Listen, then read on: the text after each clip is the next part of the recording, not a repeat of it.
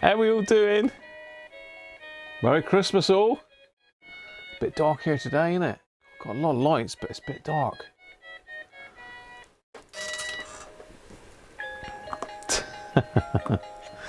Let's turn that racket down, shall we? That's up. It's the wrong way. How we all doing? There's a few in. I think Derek was in first.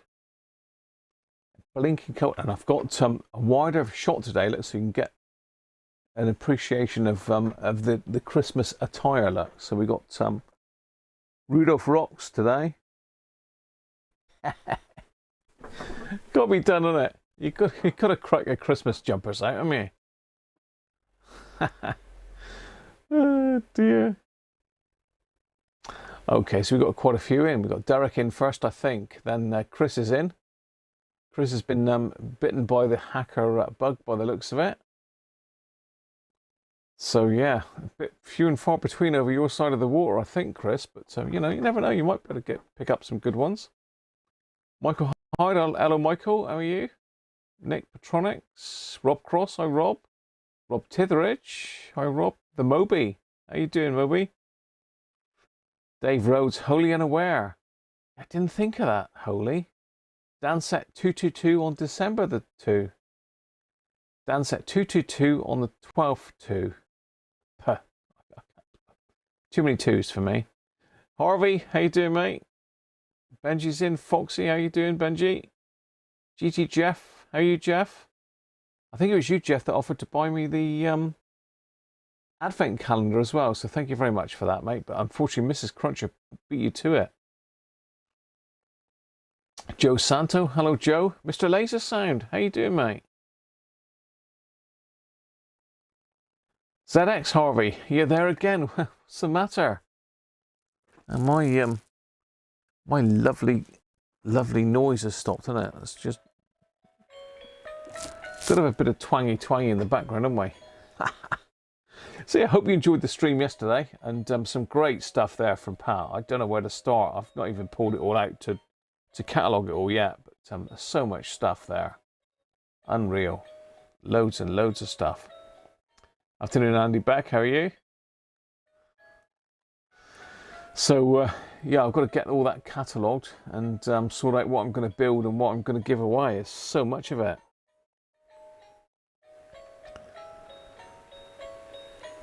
So I suppose we ought to go and see Mr. Penguin, aren't we?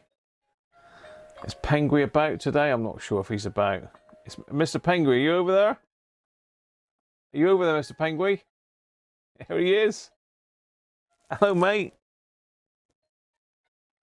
Have you got something for Daddy?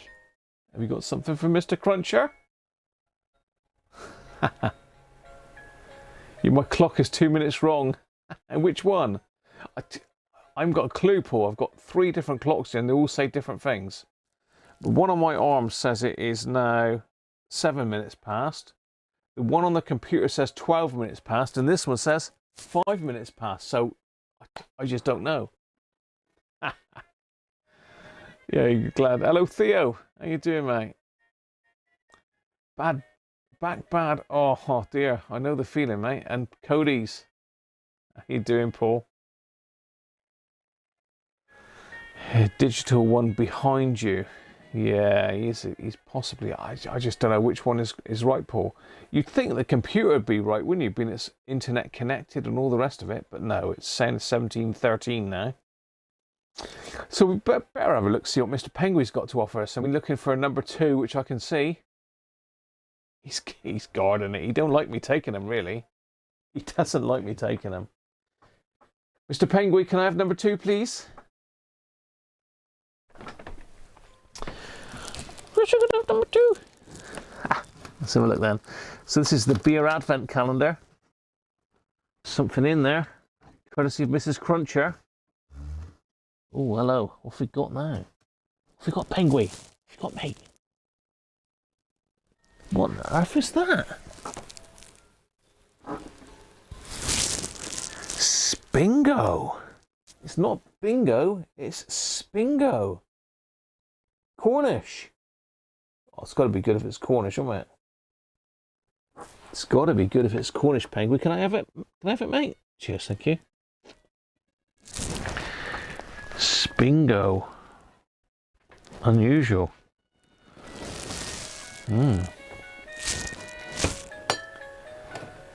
Spingo or Spingo?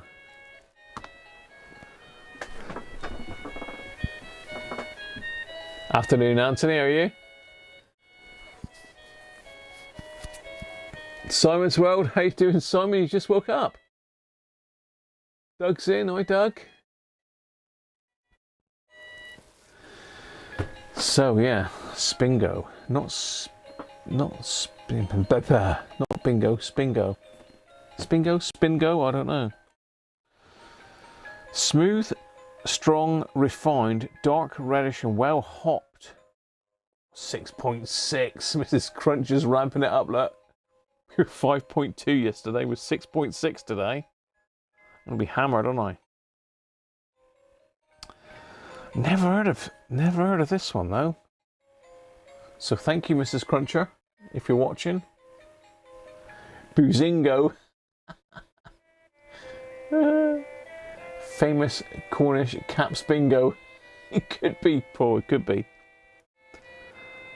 So this is a range of award-winning Spingo ales originate from the brew pub known as the Blue Anchor in Helston, Cornwall. I suspect I've been there because I've done most of the pubs in Cornwall. Not that, not that I drink, but It's one of the 4 oldest brew pubs in the UK, and the thatch building dates back to the 15th century. Okay. It's considered a mecca for beer aficionados. So there you go. The Blue Anchor in Helston in Cornwall. Definitely worth a visit. Spingo. It's even got some tasting notes on the back, which is unusual. Yeah, that is unusual. So it says it's a smooth, strong ale. It's a dark reddish. It smells of rich fruit cake. Really? It's malty, fruity, and well hopped. Bitterness is about medium. Sweetness is about 2/3, I would think. Best served chilled. Oh well. It ain't going to be served chilled because it's been in this room here for I don't know how long. I don't know when Mrs. Cruncher's bought this one. So the other tankard is not clean at the moment, and this one is the only remaining one I got because the others have been smashed, which is a real shame because I do like my my tankards. Now what's going on? What's happened here? I've lost my opener. I've lost my opener. This is a catastrophe. I've lost the weir opener. Hang on. Let's see if I can find it. What's happened to that? It was here just now. Oh, right in front of me. Right in front of me. And so you can see today's patient there. The old Dansette. That was very kindly given to me by Colin. If anybody knows Colin, he's one of our local radio hams, or radio amateur. G0XCF. So thank you very much, Colin, for giving me this. And I think he said it's in a pretty poor state. It's not too bad actually. From what we normally come across, it's not too bad. This is pretty dark. Look at the colour of that. Look at the colour of that stuff. That is like Guinness dark, that is. Does it smell of fruit cake though? This is going to be interesting. Rich fruit cake.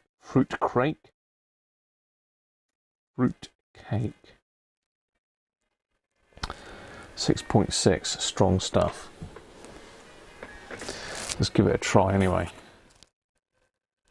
It smells hoppy. Fruitcake? I'm not sure about fruitcake.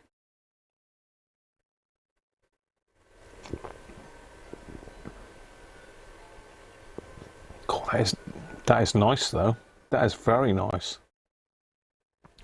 It's got like a reddish colour. I don't know if you can see that with the camera, but it's be careful, I'll spill it all over the keyboard else, but it's like it is a reddish, sort of reddish brown. It's not as dark as Guinness, but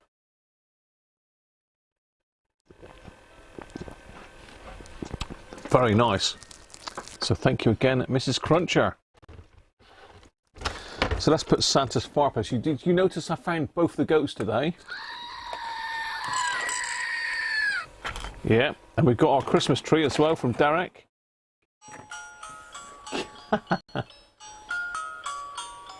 So it's all here today. Ain't easy being wheezy. How you doing, mate? And how you keeping, Rolf?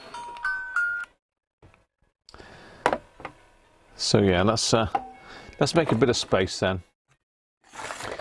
So this has been given to me by Colin. Now I think he said he got it from an elderly lady. I'm not 100% sure of the story behind this one. He did tell me, but it was a little while ago, to be honest, and I've forgotten by now. It's slack like that, aren't I? Looks like old engine oil. It doesn't taste like engine oil. You hate Christmas, do you, Harvey? Why are you here? This is Christmas. You've got to love Christmas, Harvey, to be on this, surely. I suppose if you love radios and messing about with electronics and watching the live stream, you can be here as well, but you know. I had more of Mrs. Cruncher's lights to try and fix today, but these were beyond fixing. There's just so many of the LEDs. They're supposed to be outdoor lights, but you know, the water gets into the LEDs, it corrodes the legs and they drop off. So, you know, that's like in less than might be 2 years old, that one, but absolutely knackered. You love the little Christmas tree. Yeah, the little Christmas tree was given to me, I think we had this about two years ago. And it's actually a kit, Chris, that you can build. Given to me by Derek. And there's a couple of us done. A chap called Simon Spires also built one. So if you look up Simon's channel a couple of years ago, you'll see him building this as well. But it's too bright in here, really. If I turn a bit of light off. No. I'll have to turn a lot of lights off to get the full effect from it. But it is really... Let's turn a couple more off.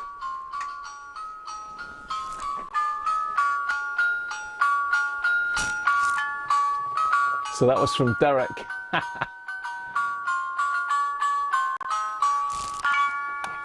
There you go. So let's put a bit of light back on the subject. It's surprising how dark it is without all these lights on. It's blimmin' bright for me, I know that. Hi Daniel, how are you, mate? Just left work? Your polar bear stopped working tonight. Dear oh dear. Probably want some food. You want some food, Rob? What's a bit of food? So yeah, anyway, Colin very kindly donated this to me. He said he's had it up in his loft for a while and didn't really know what to do with it. So he knew I tinkered with old radios. So he said good luck with it, really. And yeah, it needs a good clean. You probably can't see there, but if we zoom in a bit closer, let's just go in a bit closer. Let's get down and dirty with it. Look. So we can see it's not the. I think unfortunately that you can see behind the dial plate is actually on the dial plate. I don't think we can do a lot about that. It's corrosion of the aluminium, but yes, a little bit if I sort of held it at that angle. I think this was our kitchen radio. And being long wave, medium wave set, it would have been quite a long time ago. You can see there's lots of nice things in the controls. But to be fair, I've never owned a Dansette, and I do love this pattern. And look at this. Now, would you say that's snake skin or crocodile skin effect? I don't know. Is that snake skin or crocodile skin? I don't know. What do you think? Enlighten me. Enlighten me, oh knowledgeable ones. Yeah, they do. They made, if you've seen the live stream the other week with Sean here, he had a Dansette as well. It's a different model. I think he had a, was this a gem or something like that?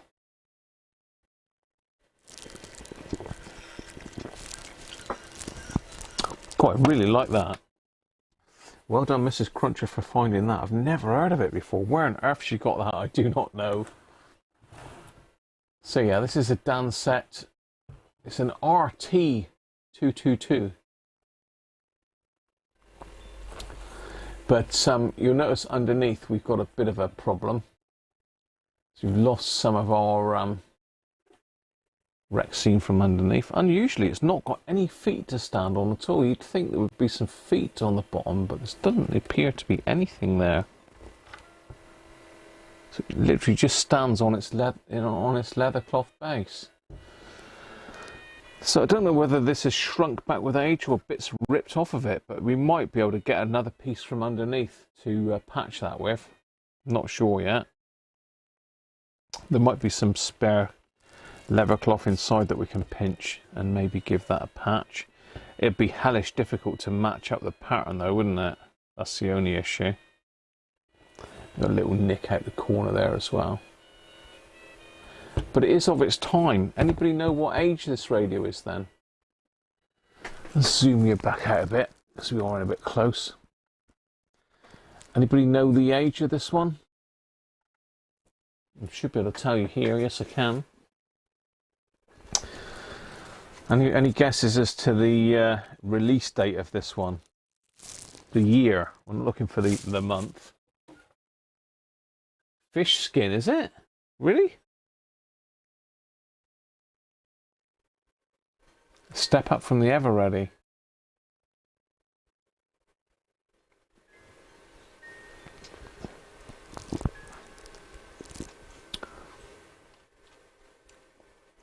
You're all pretty close. Theo's very close, and Chris is very close, and Nick is very close.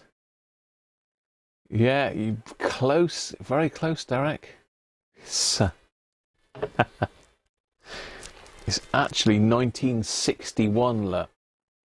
So this radio's older than me, and I'm going on the radio and television. So the wireless and electrical trader sheet. 1557 this is. So it does say that the release date and original price was March 1961, and it was £12 7 pence. So anybody wanna do a bit of a inflation calculator thing and find out what £12 7 pence is in today's money? £12, no shillings, 7 pence, and purchase tax was extra. So I've got a couple service sheets on this. So this one's got the schematic on it, and the transistors are OC series, so it should in theory work, shouldn't it? So we've got OC44, OC45s, 81D, which is going to be the driver, and output stage is OC81s. So it's got transformers on the output stage.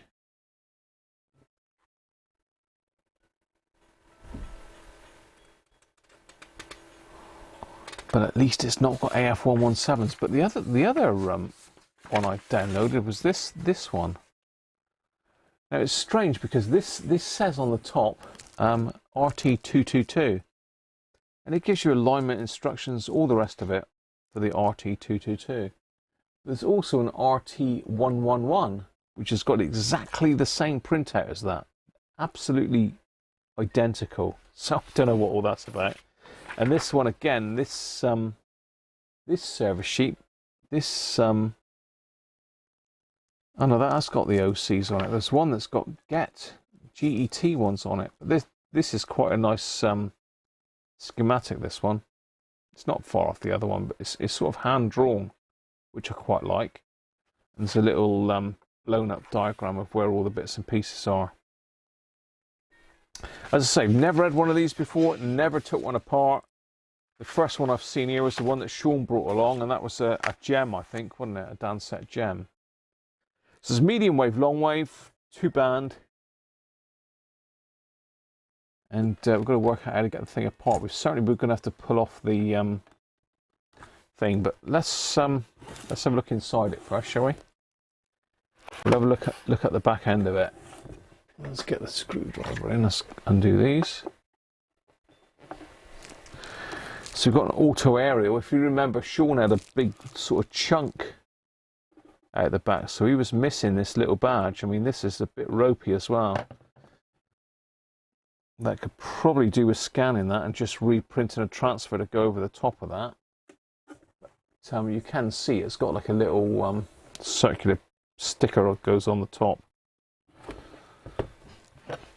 Handle as well is grubby but in good condition, which is always a bonus, isn't it? I don't know whether they're just different, but this handle does look good. Oh, hang on, I say that. It looks like it originally had a silver film on it that's maybe peeled off. Yeah, okay. I don't know if you can see that, but it's like a silver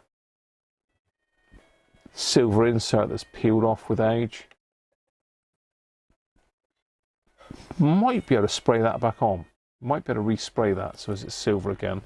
And I don't know if anybody's able to look this up for me a minute on the internet, because I've not got a chance for a second.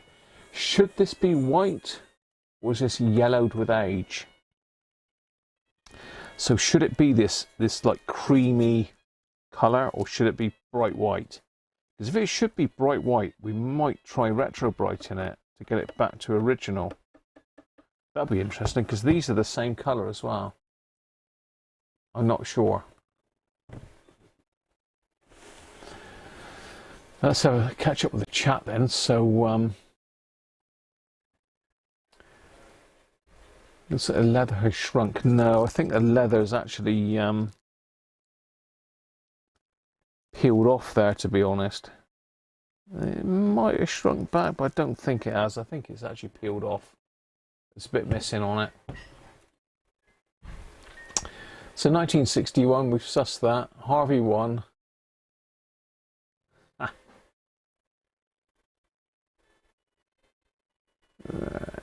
A lot of money back then.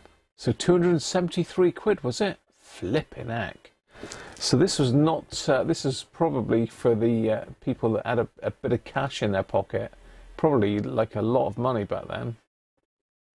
Small house was 1,500 back then. Jesus. Whoa. That's a lot of money.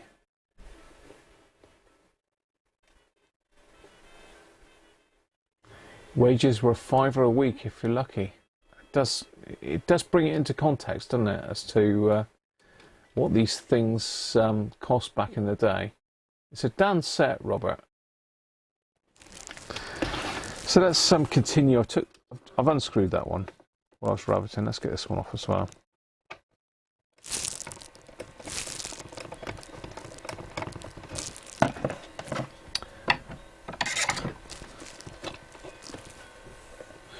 And this is literally the first time I've taken this off. In fact, it's still stuck together with kitchen grease, I think.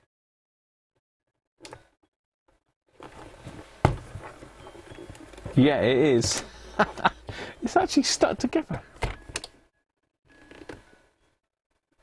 Flipping heck. It's stuck together. Let's just stick a little... there we go. And something very interesting is that it was made of fiberglass. This is fiberglass, and oh, something interesting there. Let's have a look at that on the overhead camera.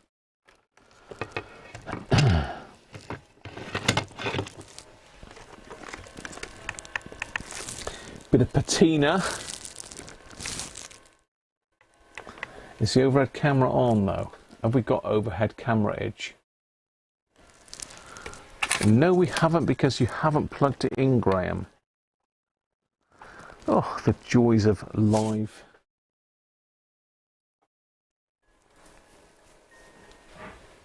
Okay, there we are. Now we're here. Now we've got overhead cameraage.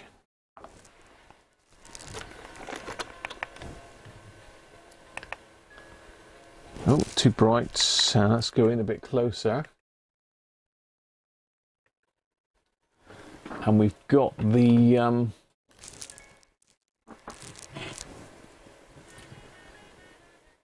date there. Look at that. 14th of September 1961. Still a bit bright, isn't it? Let's just darken that down a little bit.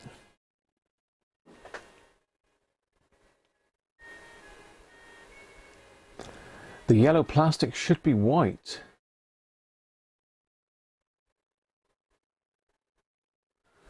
Okay, we've got conflicting info here. We've got Anthony says the yellow plastic should be white, and Steve is saying the plastic was a yellow colour, but it may have faded a bit.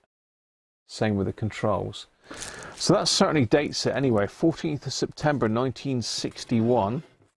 You can see the Dansette in the middle. You can see this is a fiberglass material. It's not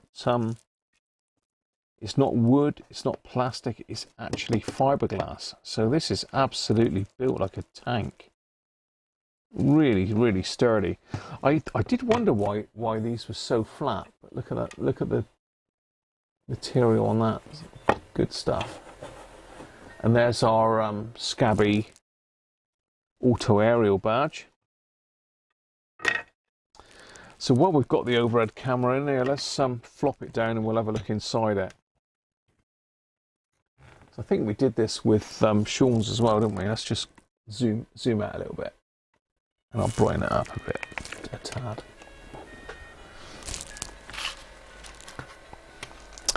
So this is our output stage by the looks of it, isn't it? So there's our two output transistors. Now, hang on. They're not OCs, are they? No. Oh wow, this is I think these are the get. Yeah, these are the. Can you see that on the output transistors there? Let's have a look. See if I can get you in a bit closer. Oh, steady. Steady.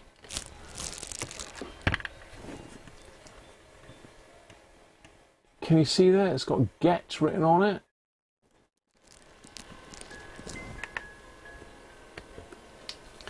There you go.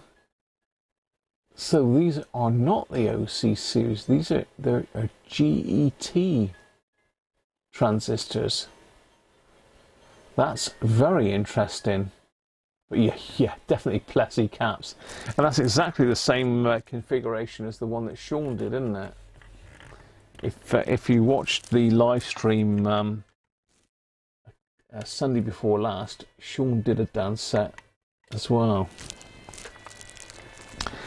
So this is throw these instructions away because they're not going to be right.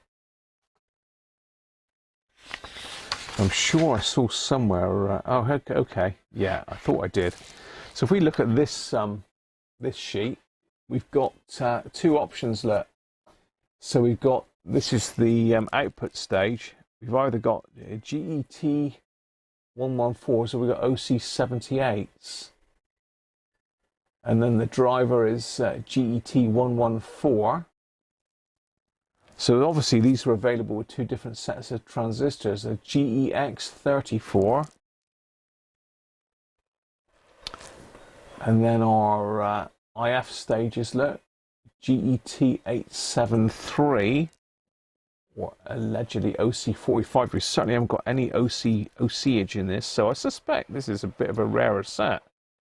And the RF transistor or oscillator is a GET 874.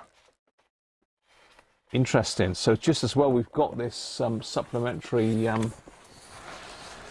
schematic, because it certainly differs from the other one.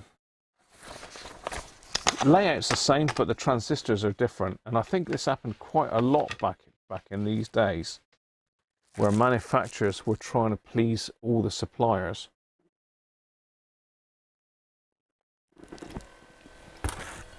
That's a lovely beer. So we've got the Plessies, these red and black ones. They're shocking. We've got this Huntsler. Nice.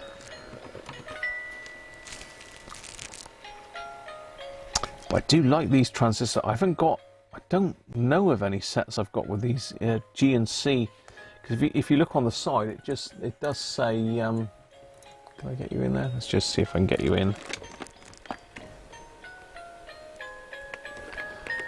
So it just says, is it GEC, isn't it? I always call it G and C, but it's GEC, General Electric Company. So these are Hunts, these black things. Nasty things, but they're not likely to kill a transistor set, but they will mess about with the audio stages, as is shown here.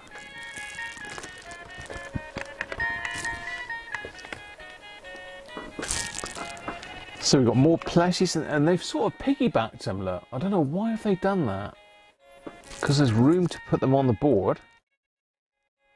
They might have done it for a reason, so we might need to possibly see if we can actually keep them the same.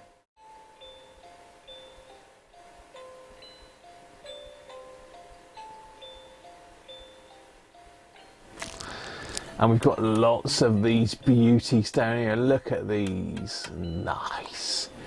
And if you can remember back to Sean's video, all of these were cracked on Sean's radio, but they're not on this one. They're not cracked, but I noticed we're way out of spec.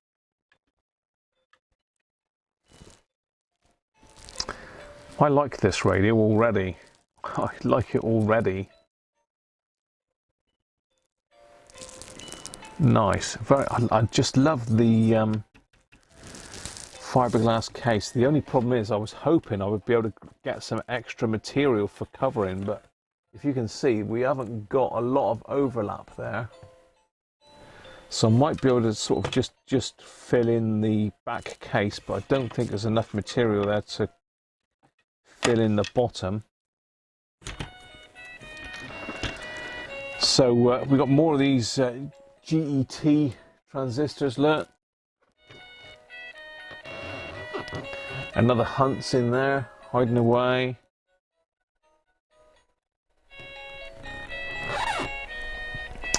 Interesting. Now you'll also notice that the battery compartment is quite small. Let's get back to the main camera.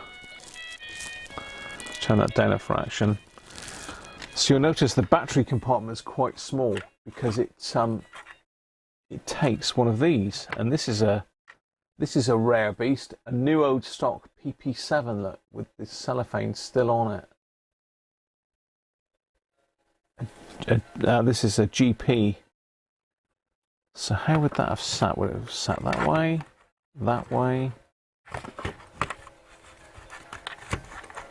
It would have sat in like that, I'd assume then.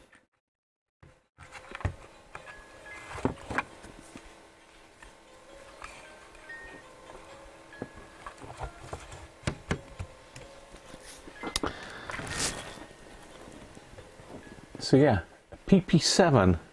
If we compare that to PP9, for those of you that are not aware of the battery sizes, let's just compare that with a PP9. You can see the difference is quite a lot. They're both 9-volt batteries, but PP7s have been obsolete for quite some time now. I bought up about 20 of these before it was the last that this company actually had. I bought about 20 of them, and I think this is my last one. I think I sold some on. But I have made some 3D printed cases for these, but unfortunately my 3D printer is a bit kaput at the moment. I've also lost a lot of files off of my computer. So I've really got to have to dig hard to try and find those files now. But yeah, it looks like I've got no excess material that I can use to fill that gap in, so that's going to have to stay as is. You know, there's a little bit of excess up here. It's probably enough, as I say, to fill in this this piece here, but not enough to fill in this piece, which is a shame. But yeah, fiberglass. God, I bet this was very expensive to make back in the day. So shall we get the power supply on it and try a bit of power up the back end of it? Be interesting to see if it actually works, wouldn't it? Big old clunker of a switch. What's this? So this is long and medium wave switch, and then we've got our... Oh.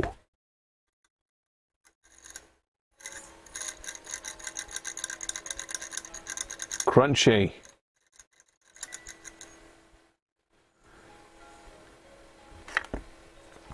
So let's get the power supply up here and let's connect it up. So it's a 9-volt set, not 18 graham. Let's pop that back.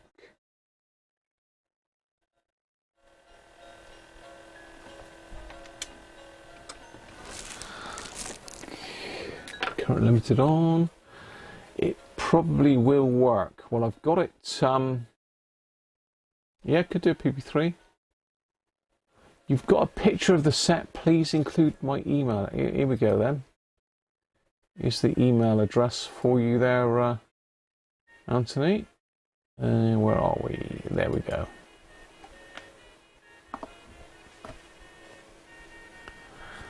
Email address. So let's connect this up to 9 volts.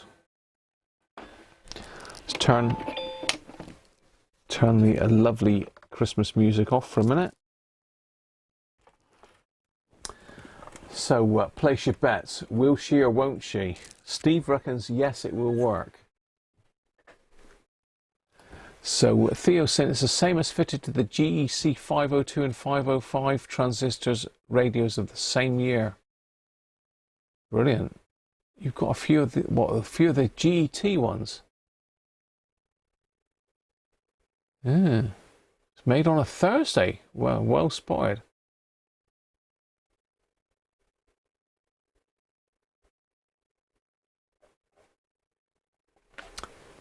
Benji's banner. Benji loves a banner. Should we give Benji some more banners? What does he want? Well, we can't do Sunday live. We can do Patreon. So any of you that want to join my band of Patreons, which is growing very fast at the moment, there you go. Patreon.com/Radiocruncher. Cruncher even. Okay.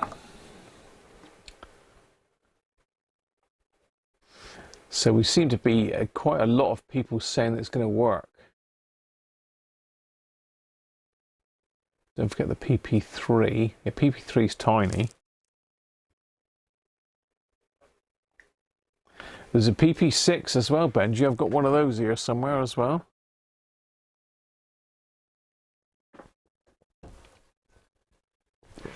Okay, we ready? Drum roll. I need to get Penguin's cam back, really. Penguin's nicked me bench camera. Penguin's always nicking my stuff. He just don't care. He just doesn't care.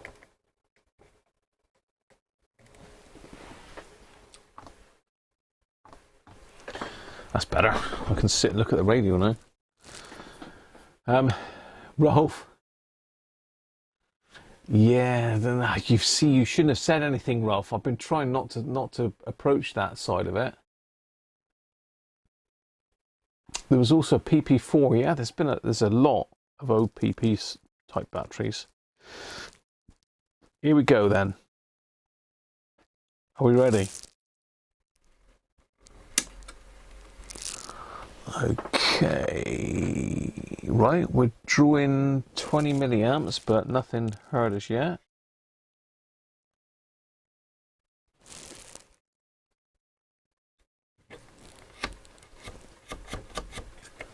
No audio.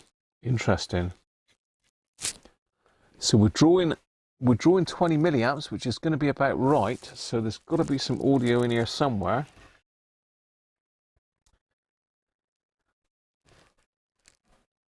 So can I get onto the volume pot? Yeah, just about. So that's is there a headphone socket on the thing? Oh, we've got a loose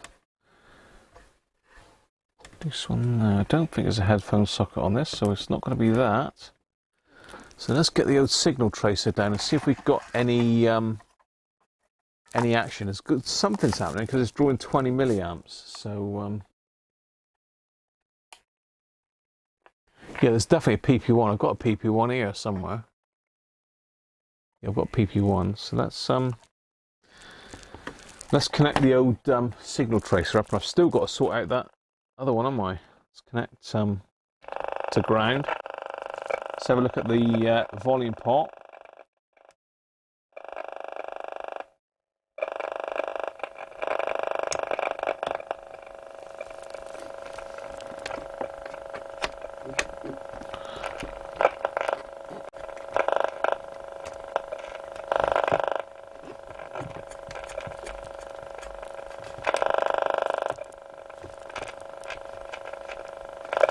Nothing there. So that's the output stage. We've obviously got nothing to the volume pot, which means coming back to the IF stage.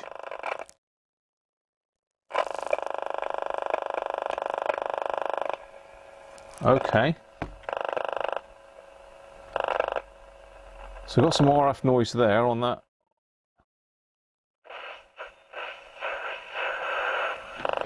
So I'm just probing this transistor here. You can't quite see, can you? So I'm probing this transistor here.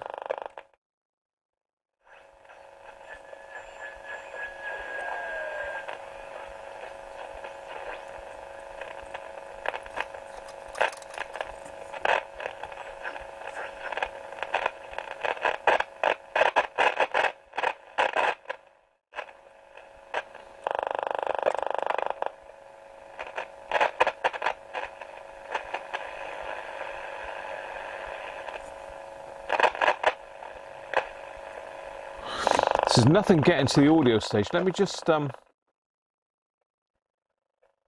that off again a second. Let's just get the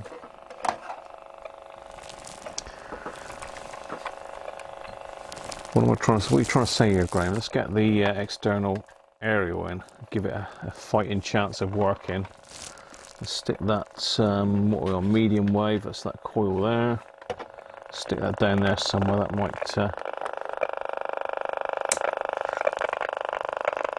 Go back to that transistor.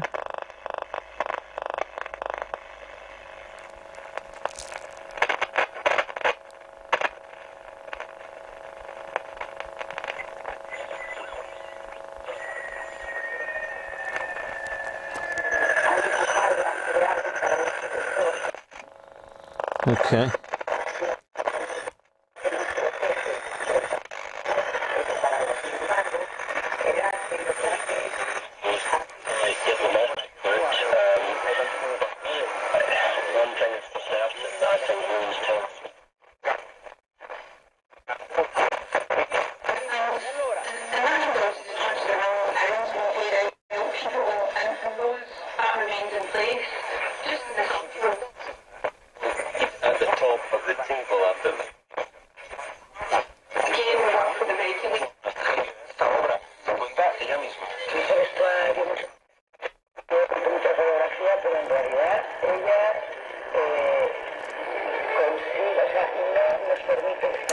Okay, so we've definitely got an IF working, and we've also got an oscillator working by the sound of it. But it doesn't appear to be getting through to the amplifier stage. So let's have a quick look what that transistor is a minute.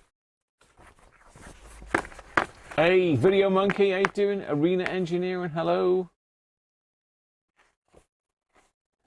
So let's have a quick look which so transistor. Now this is the third IF is working, which is this one we've just probed. So we know our third IF is working. I didn't know we had 3 IFs actually, but according to this we have. So it's got to be this stage here is working. If you can see that, that's let's get the overhead camera in the mix.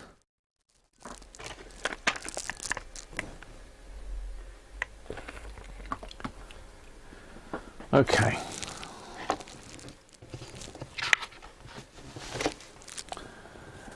So it must. This one must be. Sorry, this one. Where am I? I'm off the camera here. So this one must be the mixer and the first IF as well, because it's saying it's got 3 IFs in it. So this is going to be the second IF. So this is the third IF, and I've got a signal. Well, I'm not sure which lead that is, though. I would assume that's a collector, but I really don't know.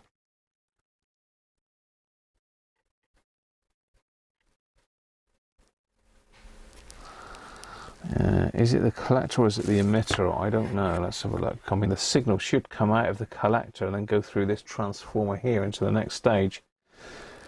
And then we've got this diode here, which is the detector, I assume. Comes down through into the volume pot, which looks like that one. See, that's volume, not tone. And via a 0.5 microfarad into the driver stage of the amp. This one. But I did probe at the volume pot and we had nothing. So we've got something here possibly. But is it getting through there? Is this capacitor here? More than likely this one here is taking our signal to ground, because this is the negative rail at the top here. So if this one is shorted, it's going to like bye-bye signal, nothing coming through to the volume pot down through here.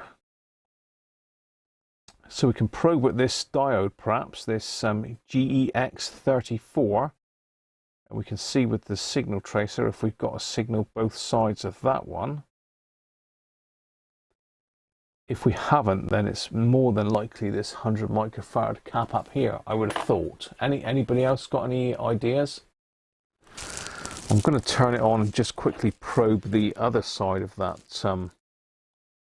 transistor.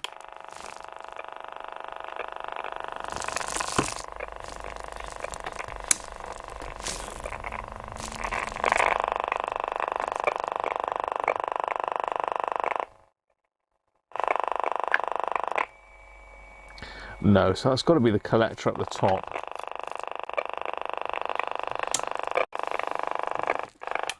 So yeah, sure enough, we have got a signal here at the collector. So all these previous stages should be fine because it's getting through to here.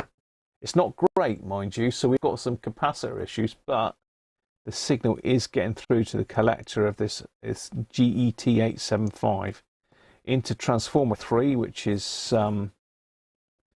this one here. You can't really see it. It's down this one here. It's the last IF transformer. You can just about see it says T3.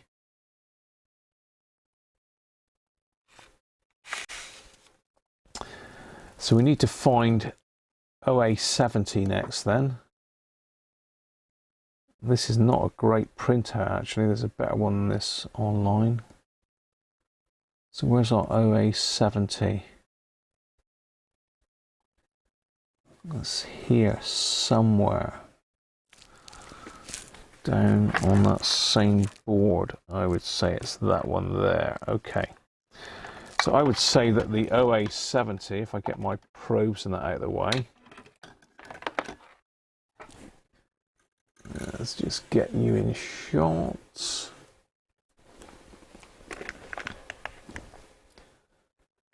I would say that that is the OA70 there underneath T3.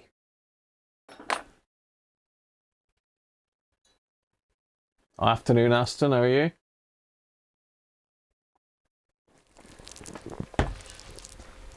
That's the detector, Rob. So what we'll do is just try that next.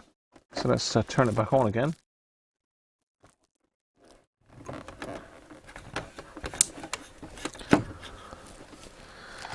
So I'm connected up with my signal tracer. Let's go to there. Nothing.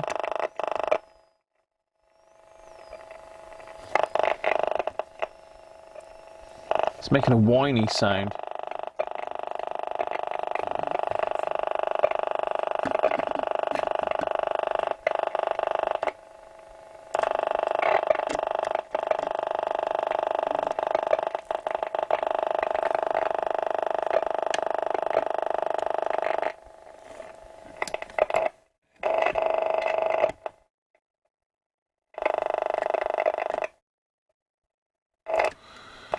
Okay, let's get the outdoor area one, see if we can get a signal in the thing.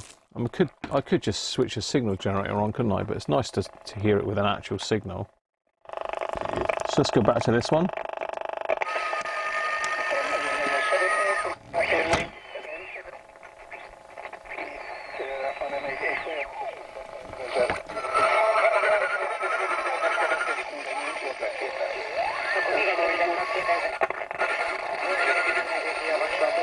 It's definitely there.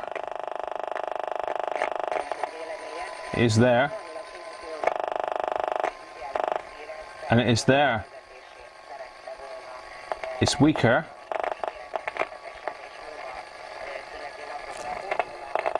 I'm sure you can hear that.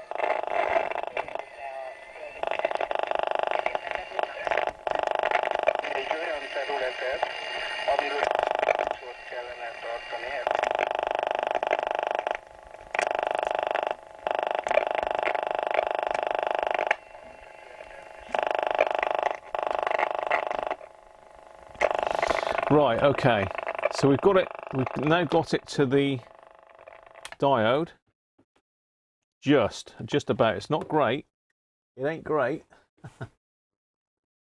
So where are we? We're back here still. So we've got it to this diode here. So we should have it on the volume pot.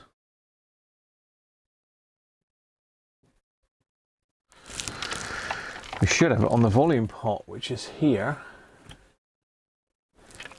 So let's try that. I didn't hear it on that though, just now, but I didn't have the other aerial on it. I didn't hear RF on it. So let's just do that again. Let's make sure we're on.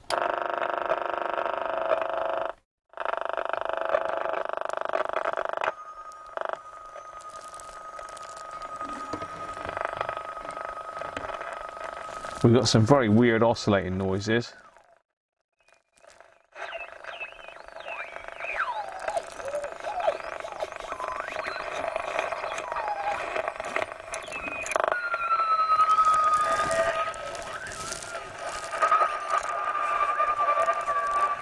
So I'm just trying to get a decent station, but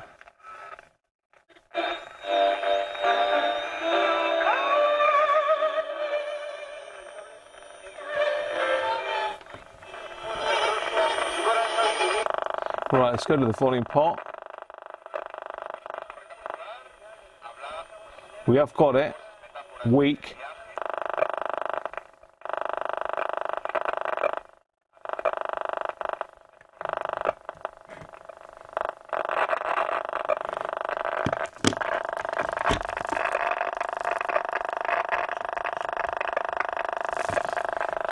So let's try this maximum volume.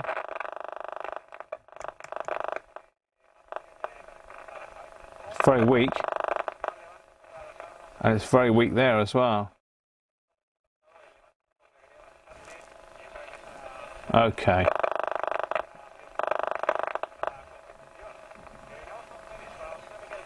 So that should be really, really loud there. I'll just ramp my...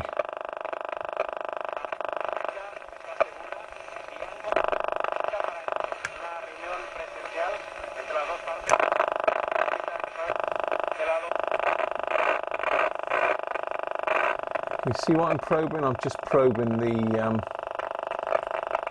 input to the volume pot.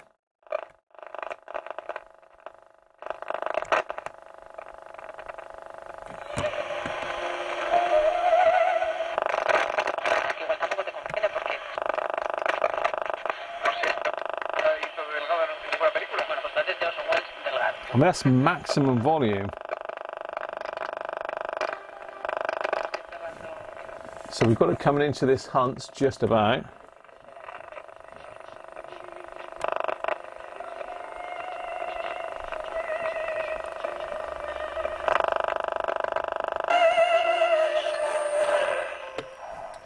So probing this transistor, we have it as well. So we've got a bit of amplification there.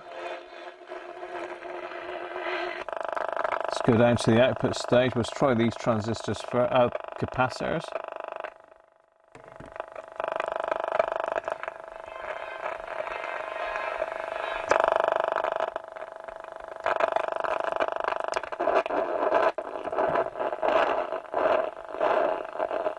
Oh, that sounds ropey as hell.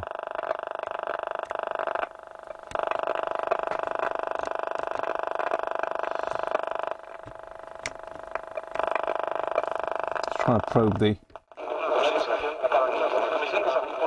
So we have got it. I'm just probing the output transistors here.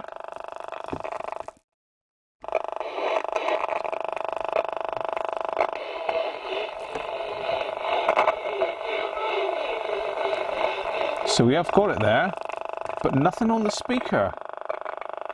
Let's try the speaker.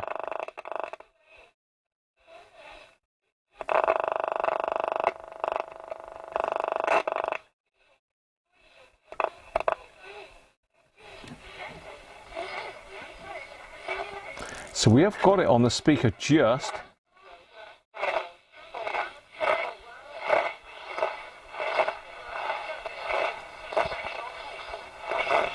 I mean, I'm sure you all know what the issue is. I'm sure you all know exactly what the issue is. It's these Plessies.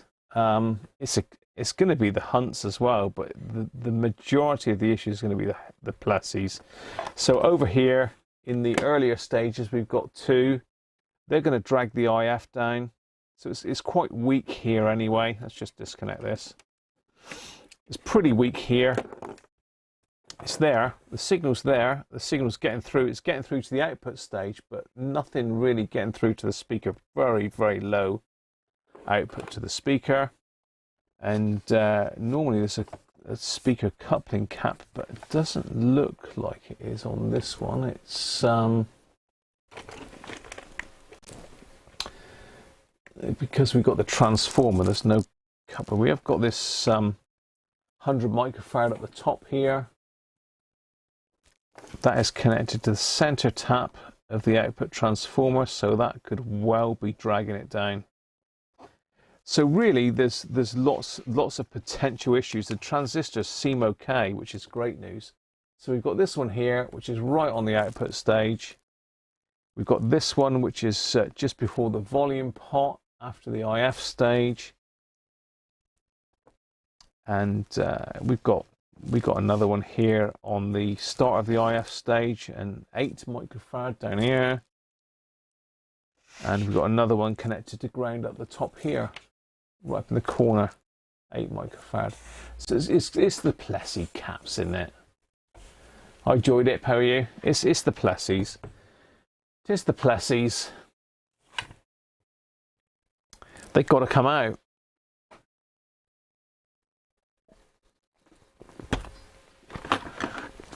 So let's have a bit of a clear up here.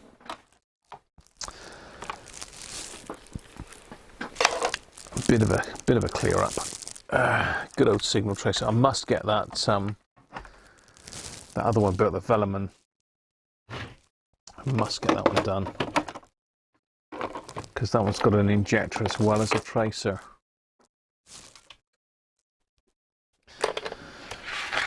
So there we are. We have got a working radio, but with very bad capacitors leaking the signal away to nothing. So let's have a look at how to take this apart then. Remove the back of the cabinet we've done. Unscrew the 2 hexagonal studs, which is these two.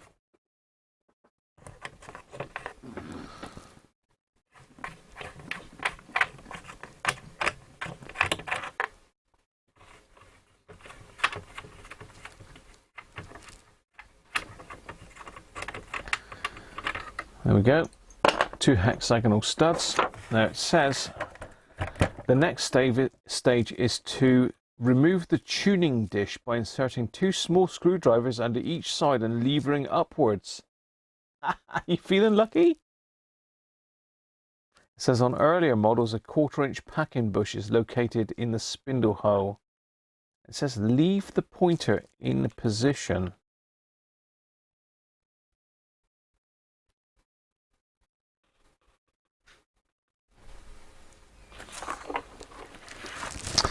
Okay, so we've got to remove this basically, which is always fun and games. Here we go then. Ready for crunching time. It was low, but we couldn't hear it, Steve, really. So let's be very gentle with a bit of prisage.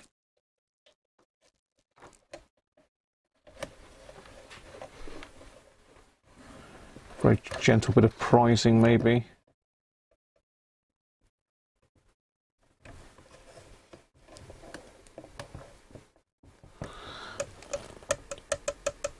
That ain't going anywhere.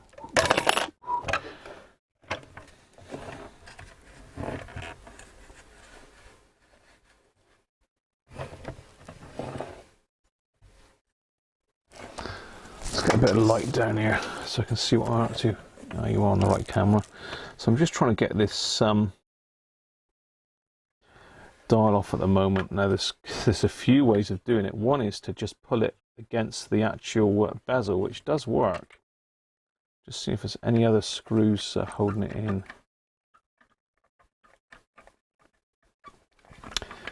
Yeah, so we've got the these are being held in as well, so I can't really prise it against the thing without damaging that. Might be able to give it a little bit of a pull.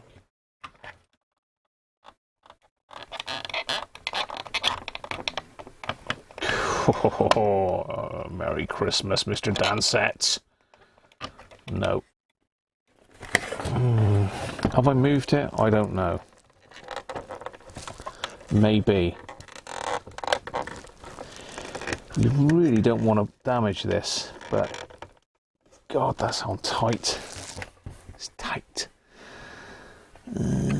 Can I see it?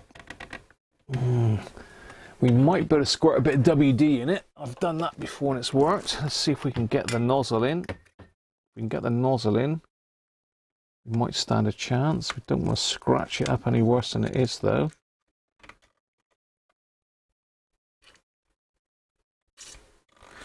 Okay, so we've got a bit of WD in the situation. Let's let that settle in for a minute. Let's let that settle and I'll catch up with a chat.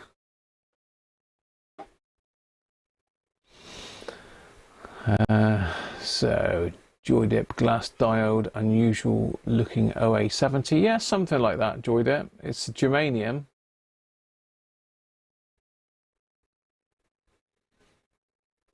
Oh, something smells nice downstairs. I think Mrs. Crunch is cooking gammon tonight.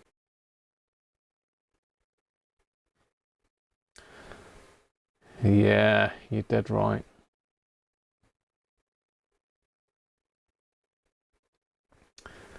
Did not come with a 61-year-old warranty. Ben Humphries, how you doing, mate?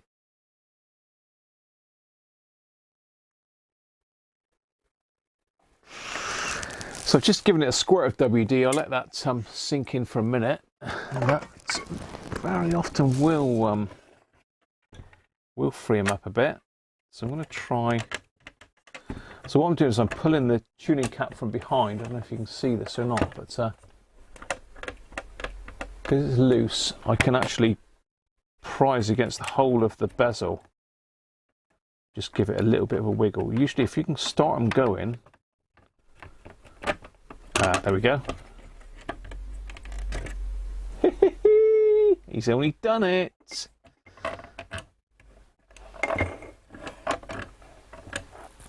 Now it says don't remove this for some reason. I'm not sure why. I need to get some. So let me put it that way because it's bearing on the tuning pointer. So I'm just going to get rid of the WD-40 that's sprayed all over the dial.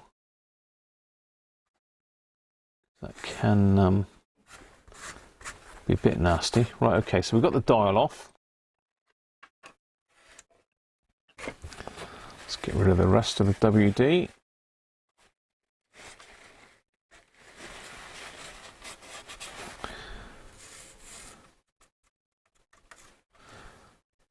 Yeah, so this is very fragile and looks like it started peeling or someone's tried to peel it off in the past. It says don't remove the pointer for some reason. It says remove the back, blah, blah, blah. Yeah, remove the hex pillars, lift the complete equipment by holding the speaker magnet. Lift the complete equipment by holding the speaker magnet. What? Oh, I see. Right, okay.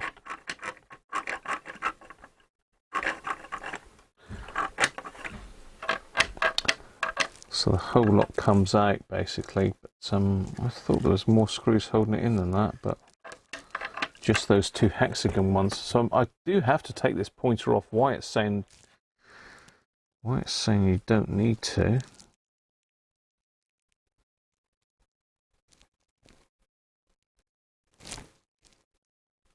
It says leave the pointer in position.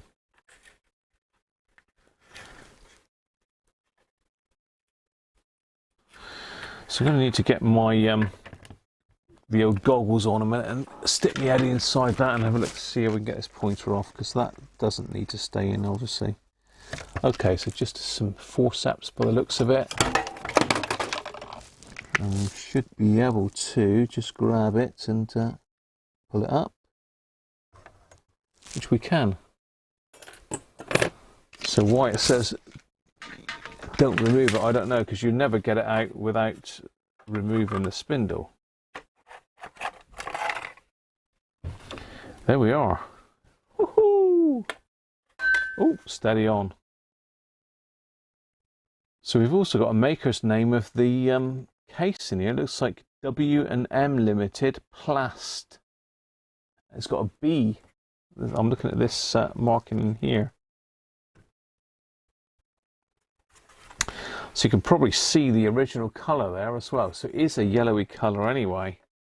It's not quite as yellow as it is on the outside, but unfortunately the only way to get this out would be to cut these lugs off because they've been melted on. So I'd have to knock the heads off of these lugs and then possibly put another bit of plastic in and re-melt it in afterwards. I don't know, that's probably a bridge too far, isn't it?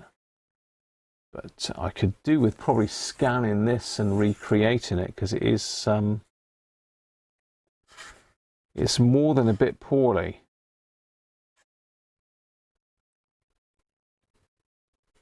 But I'd never get the sort of gold effect back on it, would I?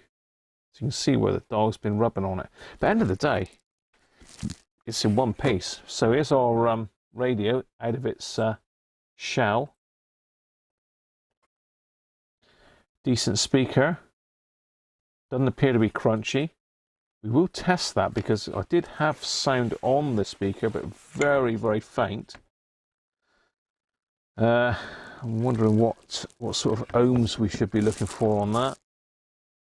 Does it give us any clue? Any clue?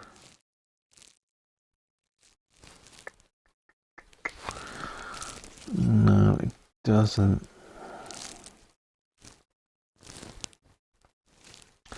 L9, okay, L9, 3 ohms.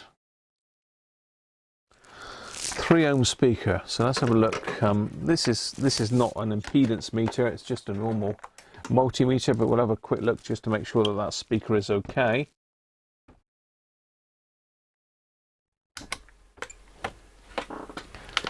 So it should be somewhere around 3 ohms.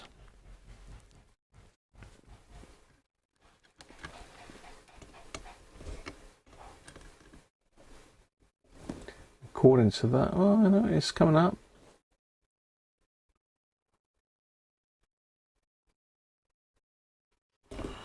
Trying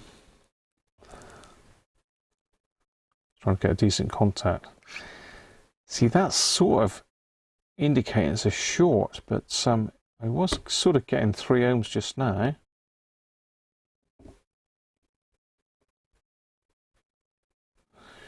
Yeah, that ain't good.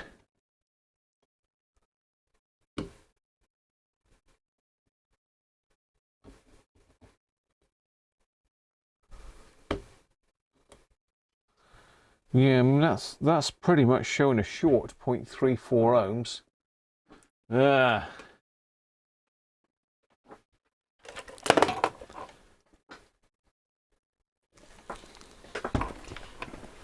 It's not the end of the world though. Oh, it says.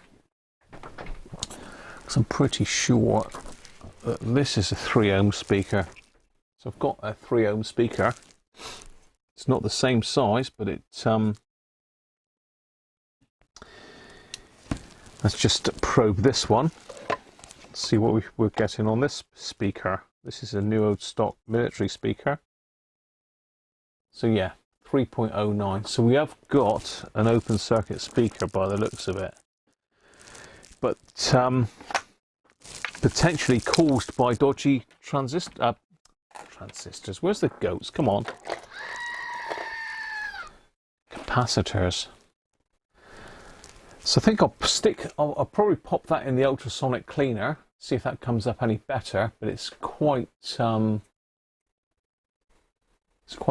isn't it? Oh, have you disconnected it? Good call, Steve. Good call. Of course, this has got a transformer on it, hasn't it? So yeah, I'm measuring the output transformer, which is going to be very low resistance.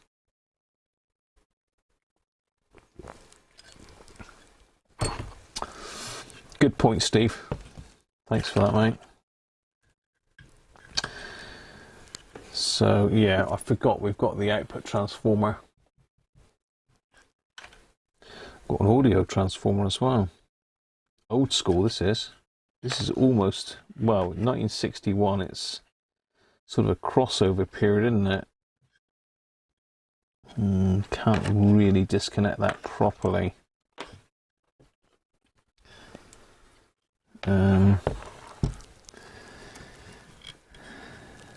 But I think Steve is dead right what he's saying there.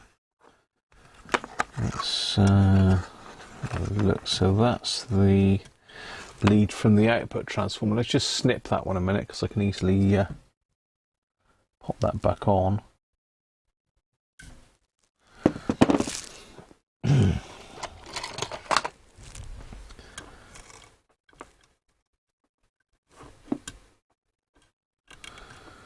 So just disconnected the lead from the output transformer, so let's try that again then without the output transformer connected. Well, with one side of it disconnected.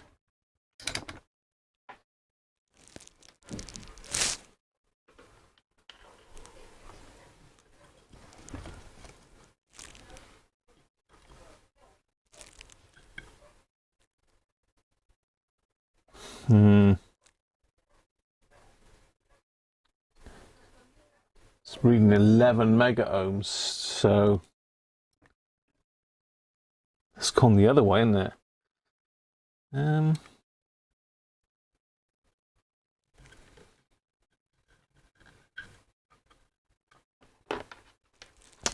Let's snip the other one as well, so we've got nothing connected to it. I think this is giving us a false reading.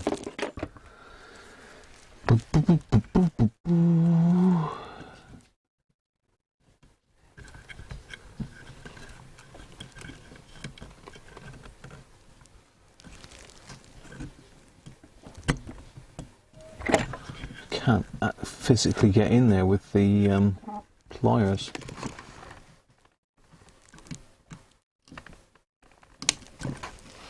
Okay, so that's both the speaker leads disconnected. Well, not both of them, but both of the ones on that terminal. So let's try that again.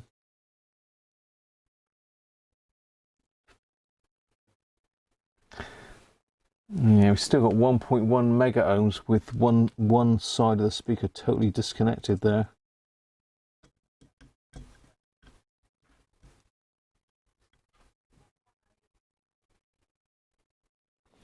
So yeah, we've got a knackered speaker, I'm pretty sure.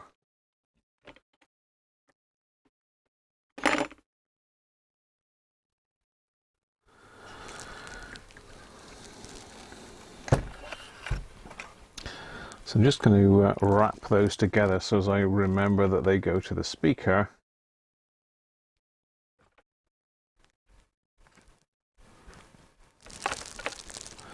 So more than likely it's these plassies that have killed that.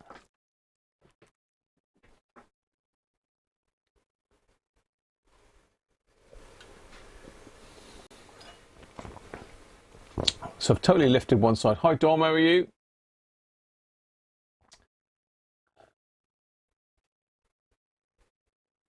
If you want to make dead certain that Cruncher will remove sampling, tag it, do not remove. What are you saying, Holy?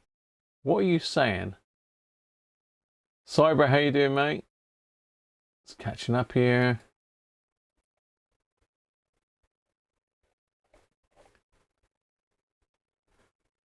Put that other one on and try it. But I've got virtually nil output anyway, Steve. Plus I've got another wire on this board here that has decided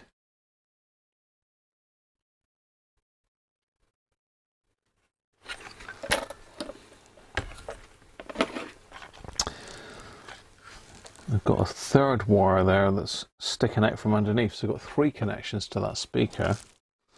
If we remember from Sean's, the only way of getting these boards out is to bend these tabs. Oh, I felt speaker grill then, so I've got to be careful. You know what I'm like. Doug, you should be telling me, watch it. Pardon me. Bilious. Let's bend these tabs. Ugh. Gotta love tabs, haven't you? I mean, these hunts have got to go. I mean, this is a major recap job. So I think we could be carrying on with this one tomorrow, people. Can't see us getting this recapped today.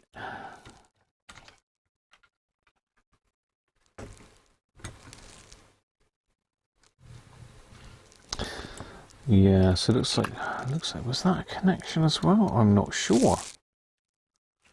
How many connections have we got to that speaker?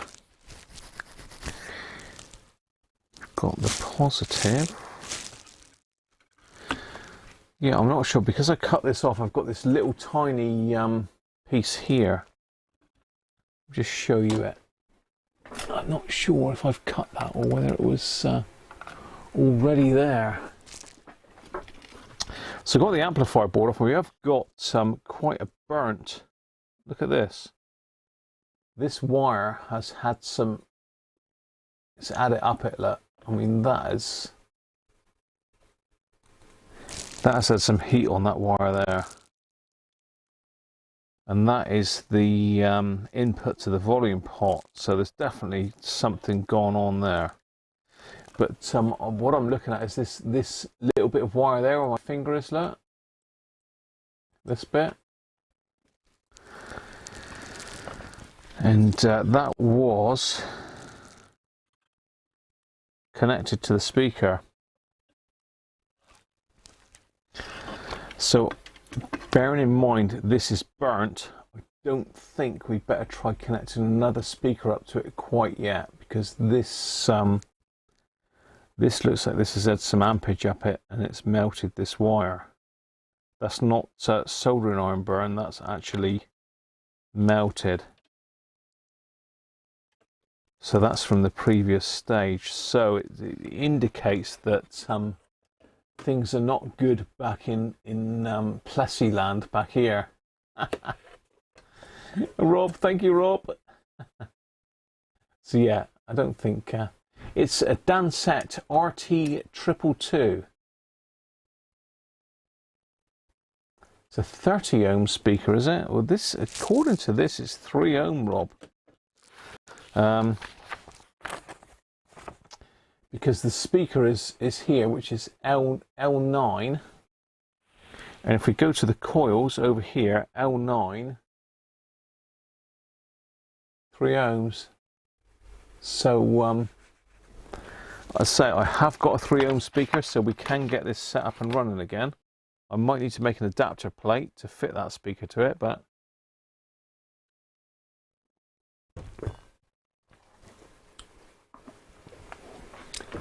just going to quickly check what's going on in the field.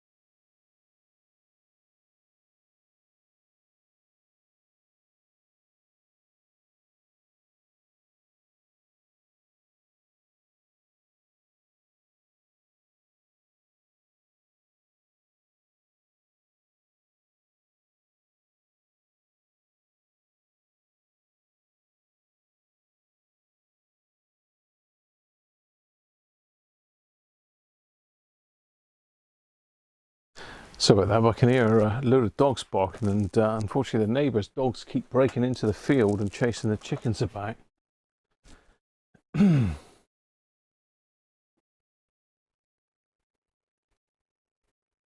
Plessy land, yeah. Q, pardon? What's going on? Yours is a different model, yeah, I suspect it is, but we can rebuild it. Let's have a look at these horrible Plessys. I mean, it sounds to me, because I mean we've got, it could be the amplifier stage has burnt this wire, but this wire is as you can see, is absolutely toast. That is no good at all, so we're going to need to replace that wire. So we need to start checking these caps, and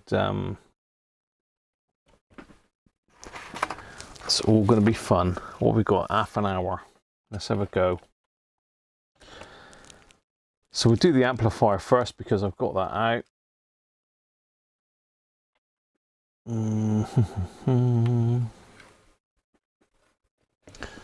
So I'm going to cut that wire anyway. I'm going to cut both of these wires because those are twisted together, so I know where they go. That's one side of the speaker. That's the other side of the speaker, so let's cut that one.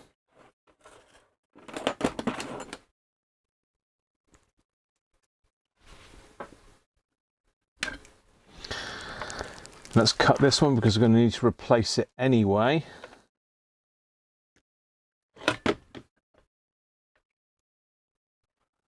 And the other wire is a ground wire connected to there, so I'm just going to snip that with a little bit on it so I know where it came from. Oh God, we got the other speaker wire connected there. All right. I'm going to need to take a photo of that because that's That's a bit madness. Crusty looking resistors. Capacitor bingo tomorrow. Well, you know, we're gonna see if I can get some out tonight, Theo. That's the plan. That's the plan, Stan. What I'm going to get, I need to go and get. I've just forgot what I was going to get. Oh, my phone to take some photos. That was it. My phone.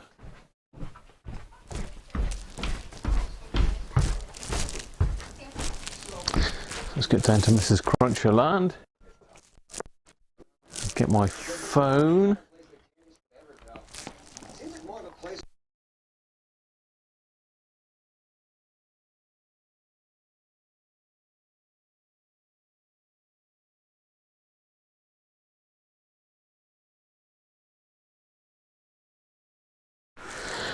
Right, I've got my phone. I'm just going to quickly take a photo of where this goes. Because you can bet your life it's going to come unstuck. The minute I touch it, it'll come adrift, won't it?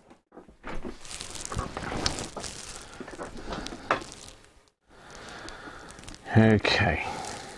Right. Camera. Lights, camera, action.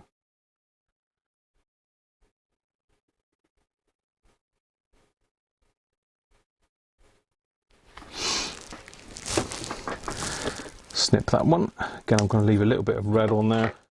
So now my amplifier is free. So let's get this recapped. We'll have a look and see what these are doing. It's weird that they piggybacked them like that, isn't it?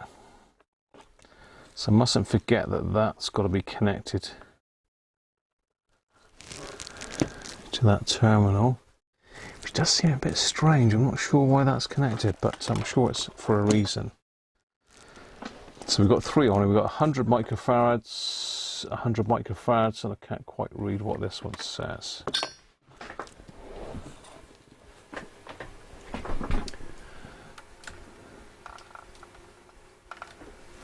So one older Dansette RT222 amp for dissection of. Right, so I think I need a quick comfort break before I get stuck into this.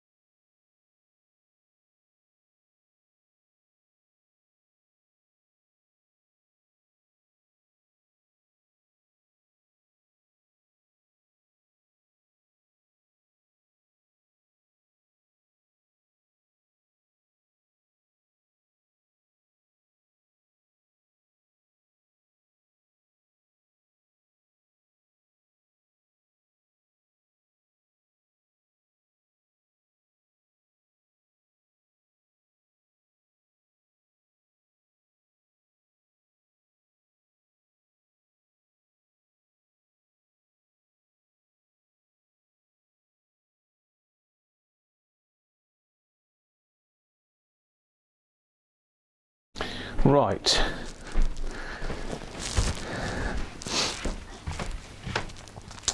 Ideally, being it's a very old historic radio, we ought to really look at stuffing these. We ought to stuff them, really. So the webcam's gone all over the place now. Just drop off the Keeley. Get on the bus, Gus. What are we going on about here now? Don't check, just change. Got it back. Geb, Benji. Pardon, what's going on? You've lost me here.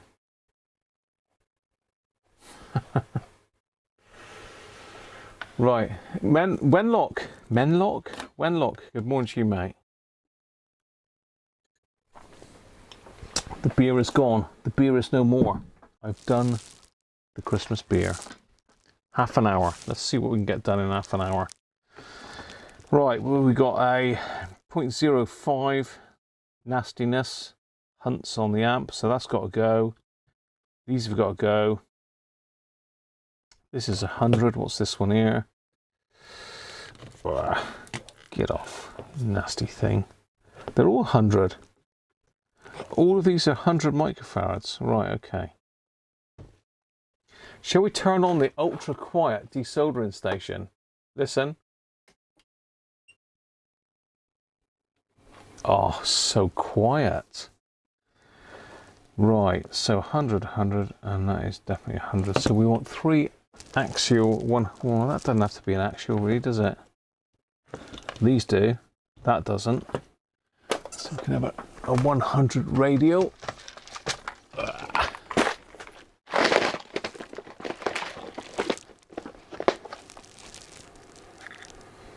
And 35 volts, I mean, that's going to be far more than that anyway. What's that? 6 volts.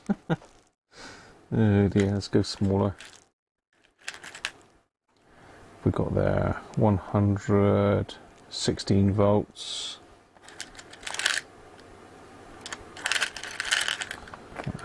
So we got smaller. What's this? 110 volts. That's okay.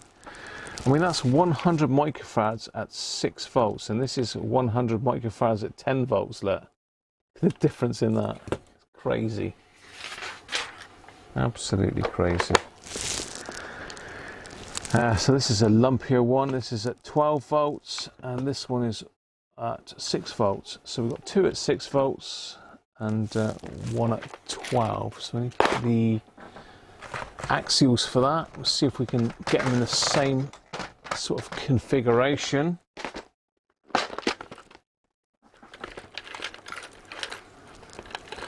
Haven't got any small ones. What are these? 25 volts. I can't see that. I'll tell you what, my eyes are getting worse.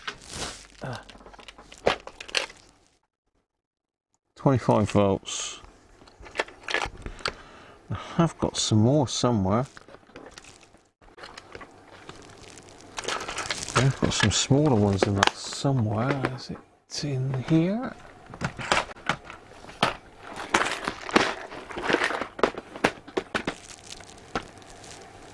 Yes. What are these then? These would be good to go. 16 volt. Yep, that's the boys. There we go. These are quite good, these cups. I don't know where I got these, but they are pretty accurate. I got them from Mauser, I think, as new old stock. You can't quite see them. Yeah, these, they're like a sea green colour. In fact, we could probably, for continuity, we could stick all 3 in there, because the biggest size is 12 volts anyway. So we need a 0.5, so we need a 0.47 in new money to replace that nastiness.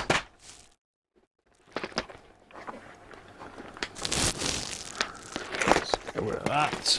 Ooh. 0.47 is answers on a postcard. I gave Sean my little Ready Reckoner sheet.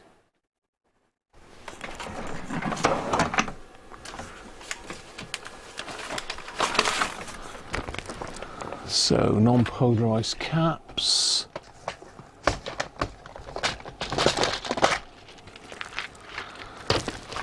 .4, so is that 470 NF? Yeah, 470 NF.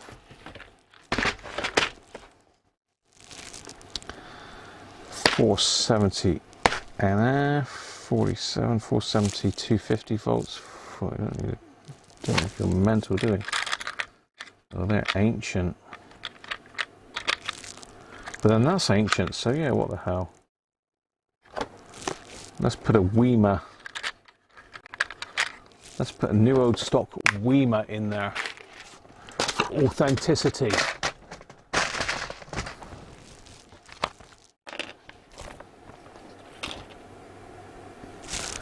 So it's a 5% cap, 0.47 microfarads. Oh no, 0.47 microfarads.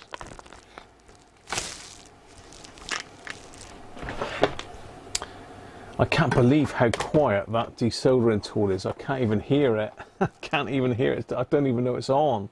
Oh yes, how are you? Get stuffed. Right.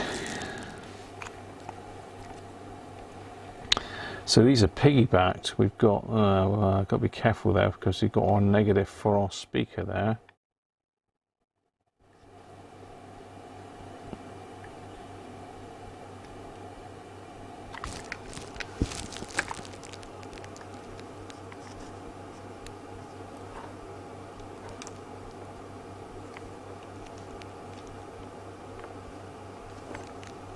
Cool, yeah, it's definitely hot, Graham.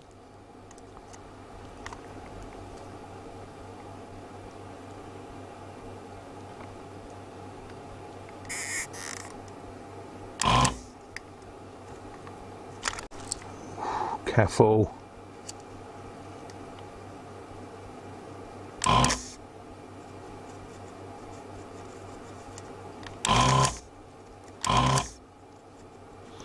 These Plessis are not very nice caps, to be honest. Yeah, they are.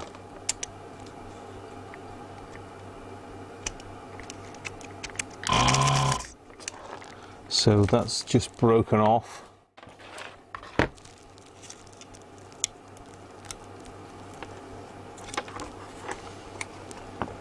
Got one there.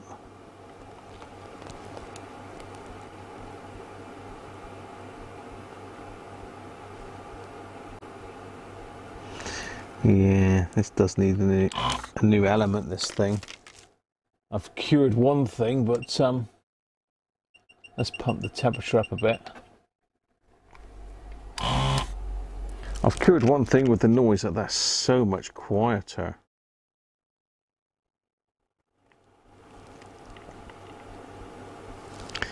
But I think I need to put a new element in this. Or it's either that or it might just need a new tip.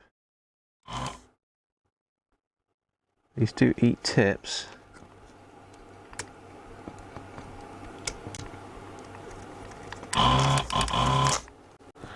So that one out.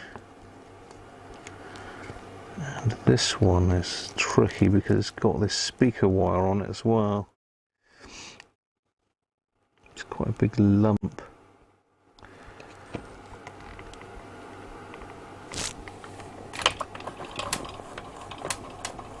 Spanky, welcome, mate.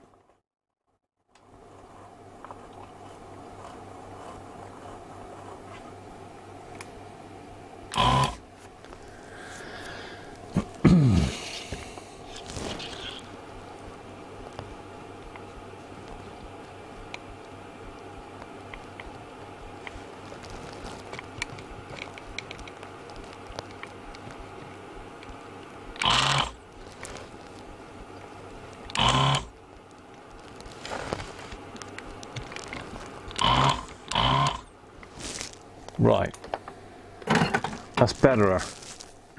We just need to make sure that I've got black wire connected onto that, so I know where I'm going here.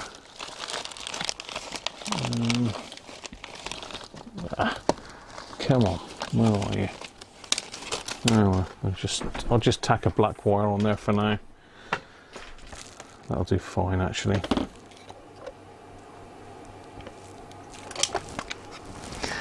I just want to make sure I don't get confused about the wiring later.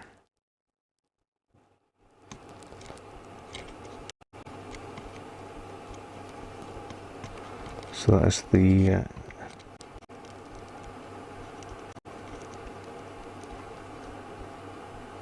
stay still, Graham. Right, that needs a bit of flux. That's very old solder.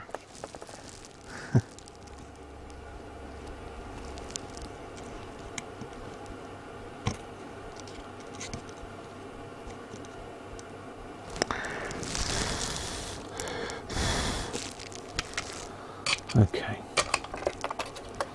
that'll do for a minute.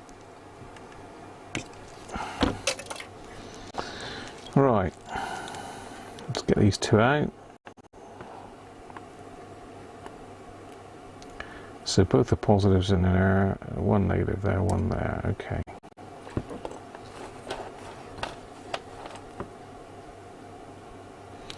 Let's do the bottom one first. Positive. And there. Negative.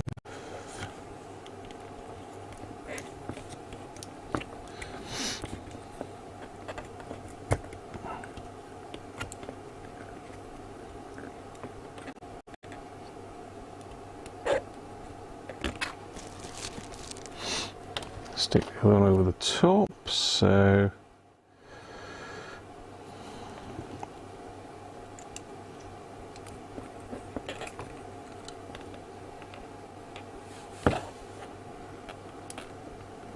try and make them as pretty as possible. You know, I like it nice, I like it to look nice. I know, fussy git.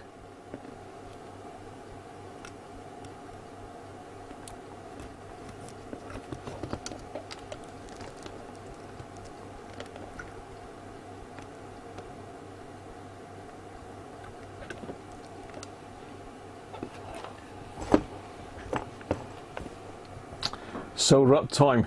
Cheers, Rob, for capacitors.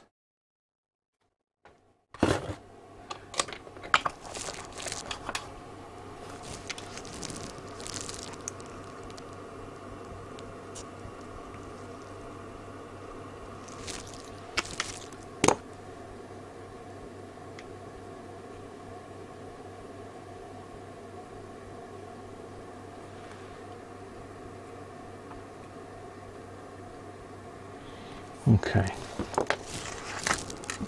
solder up.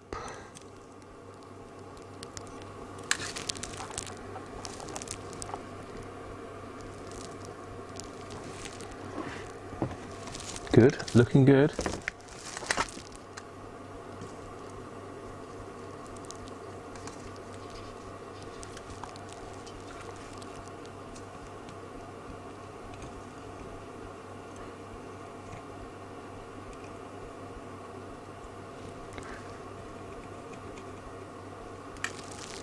Pretty grubby board, I must admit.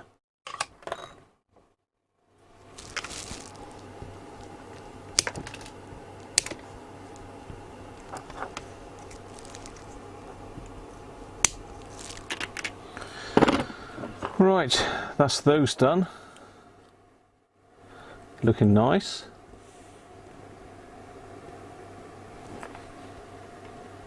As nice as they can look, to be fair. It's not great. It's not a great look, but that's how they were.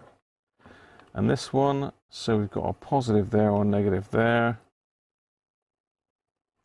I can't believe how quiet that desoldering station is. It's like literally, it's not on. Is it on? Isn't it on?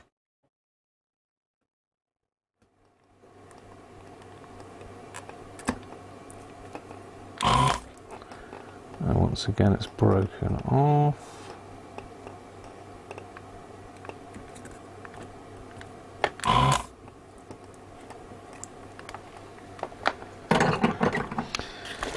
Right, let's get our new cap. So that is the negative. That's the positive. So negative down. Actually, be positive down. We'll put positive.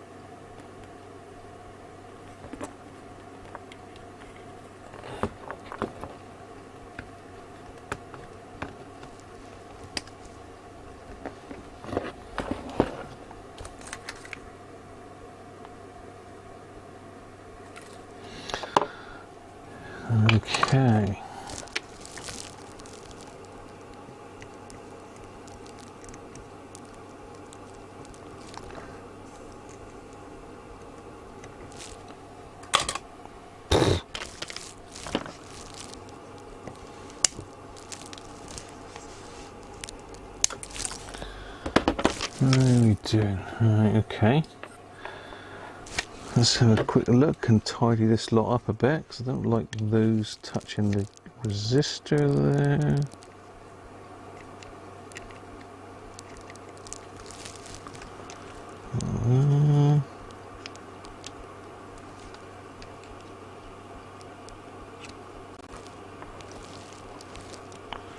Nice, that was nice.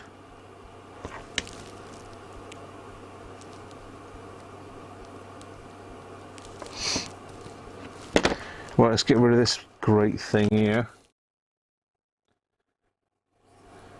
It's right underneath this tuning wheel, so that's the volume. So let's pull that. Will it come off? Will it out? Bloody hell! It should come off of there, but not a chance. That's right on there, isn't it?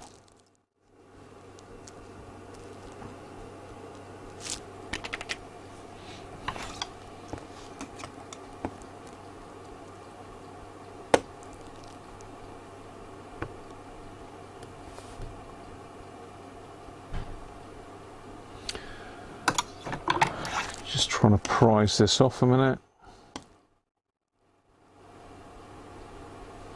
Let's loosen this clip, but no, that's not going anywhere. That's staying on. Okay. So I'm going to try and it's connected to resistor as well. Right, okay. Let's try and pull that with a soldering iron then a minute.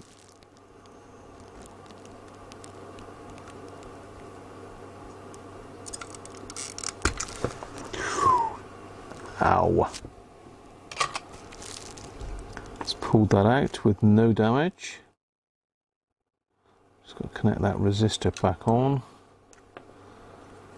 And then we've got this side. Let's get that out as well. You were evading me last night, Mr. Spanky, about your video, weren't you?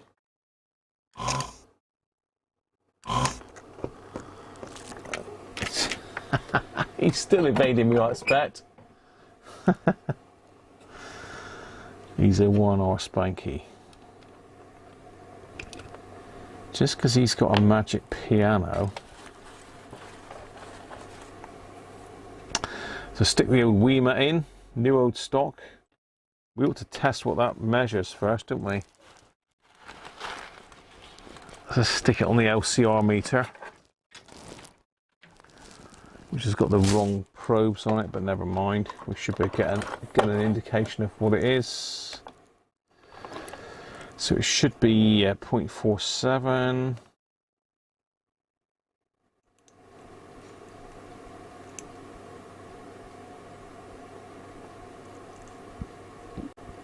That's 490 NF, so it should be 470. It's fine. I mean, the one that's in there is supposed to be 500 NF. Let's have a look at that. That is very unlikely. 10 picofarad, that one is, look. Yeah, that one's shot. Let's pop that in.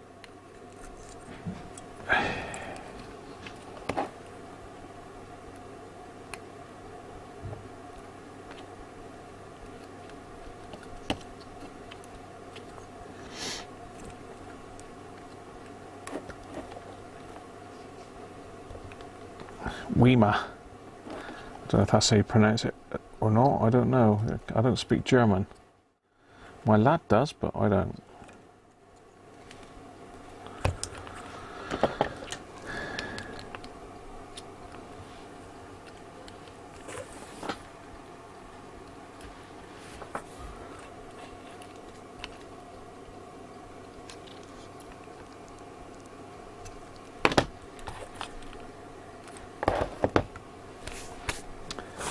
Yuck.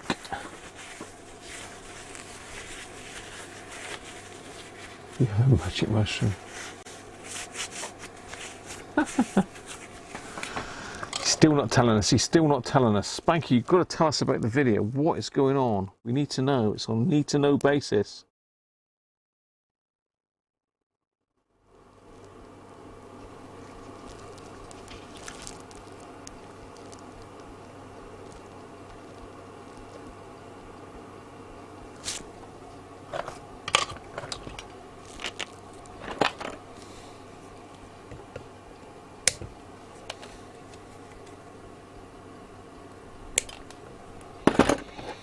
Okay, right.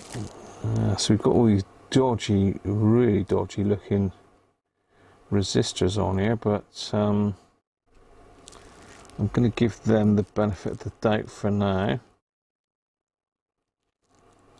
till we test. I don't know if there is a link to test the quiescent current on this thing.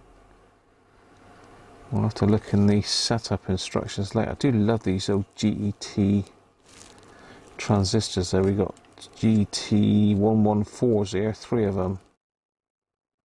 Love it.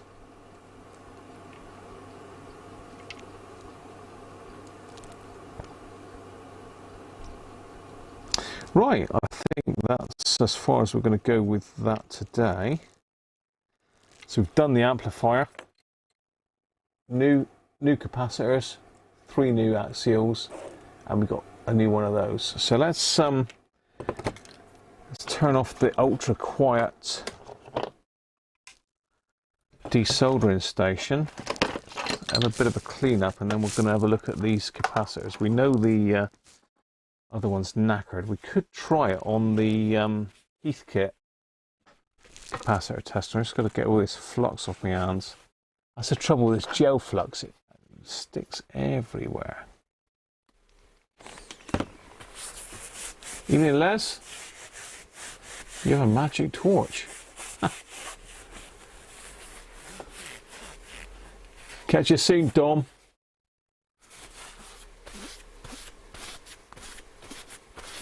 Off to get some food, eh? Alright, well, we've got 3 capacitors to test, haven't we? We've got 3 naughty ones. All supposed to be 100 microfarad, and I've just driven over the service info with the office chair, which is always good.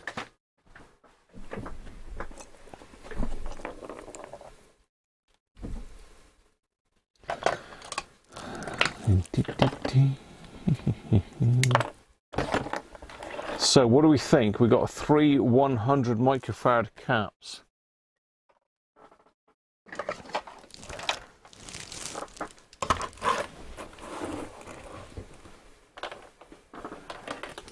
Let's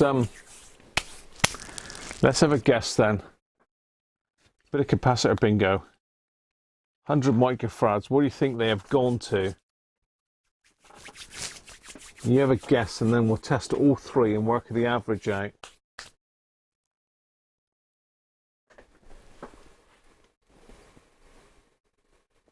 $126 for floppy. Floppy straight in with 126.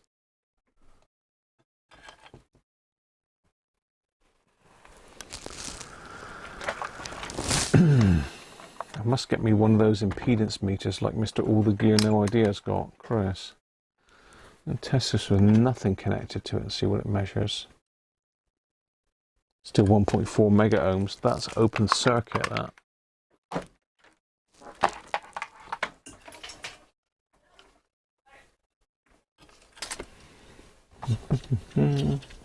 Excuse me with the arm in the way. Smoke test 570. Floppy 312. I'm going to go get the Heathkit. Have I got enough? Yeah, we'll test this one at its working voltage. It's 150 volts. You keep guessing. I'm going to get the Heathkit to test the non-polarized cap as well, if I can set it up.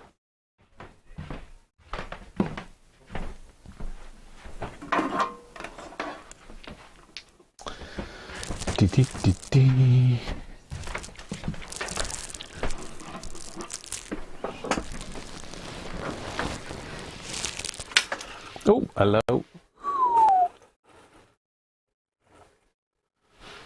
200. I mean,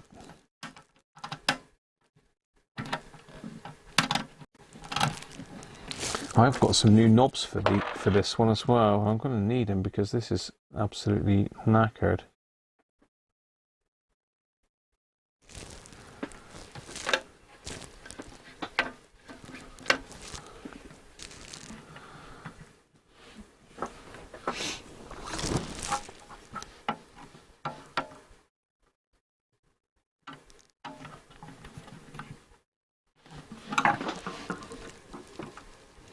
Let's see, let's just try tighten it a little bit more.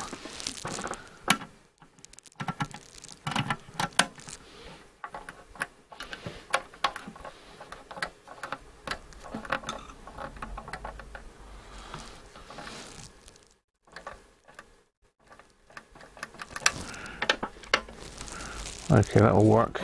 Right. We might have a go at that. Let's see how we get on with this. Right, let's do the first one then. So these are all 100 microfarads, Plessis.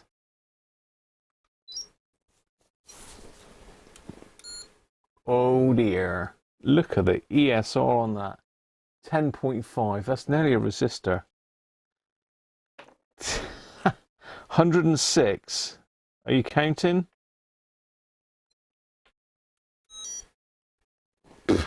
That one's kaput.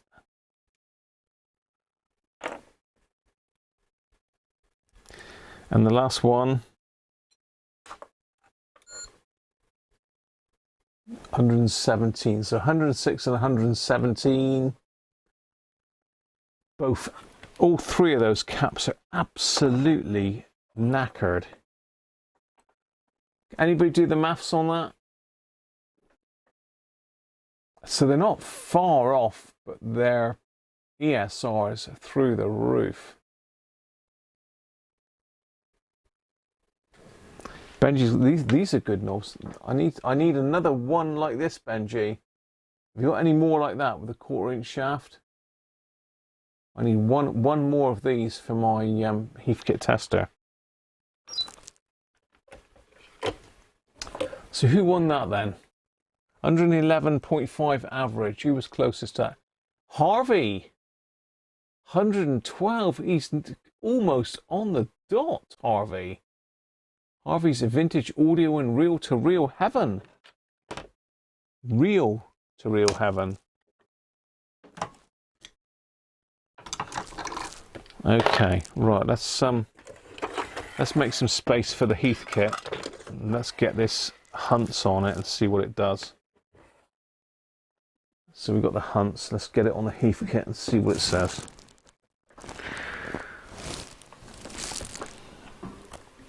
I still haven't got around to refurbishing this yet. It needs a bit of paint, but it does work. We did the electronics on it, didn't we, I believe? We've got a bit of magic eye action going on, but it needs repainting. Shame, poor old girl. Right. Let's get my goggles off. I don't need them on my head. Let's find my... where's my quick test gone? There he is. There's the old quick test.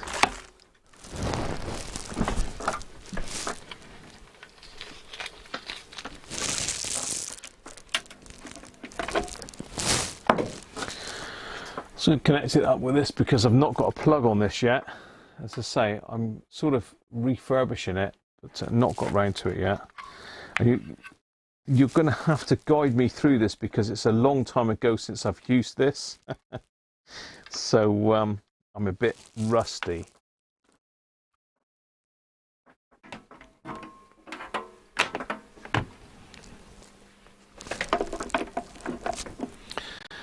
Okay, so capacitor test we're on. We need to be 0.1. We need to be up there, don't we? Or am I doing it wrong? Leakage test we need to be, don't we? So we're testing at 25 volts. I can't remember how we do this, so you'll have to enlighten me.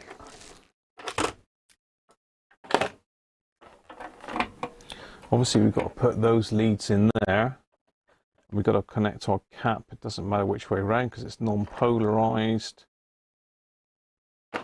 Connect our cap like that. Let's just turn it off for a minute. Connect it up. I've got the isolation transformer on. I'm going to use the quick test. Have we got enough lead for the quick test.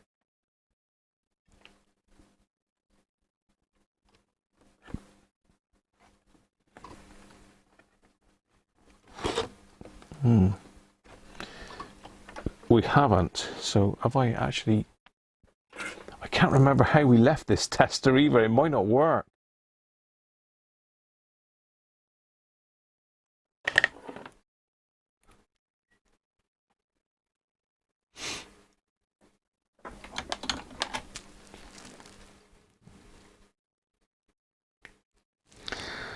So it looks like this radio is going to be continued tomorrow. Doesn't matter, we got 24 days worth, haven't we? So yeah, we can certainly afford for some repairs to go on a bit longer. Just stripping these wires back a minute.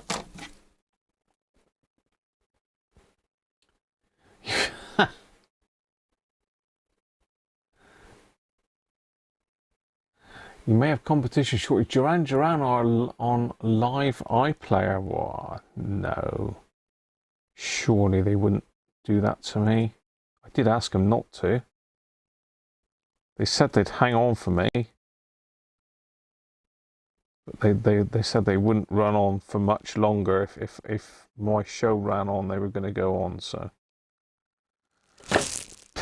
I wish. I don't think Duran Duran will be hanging about for me, do you, somehow? They might be fans. I don't know if they're subscribed or not.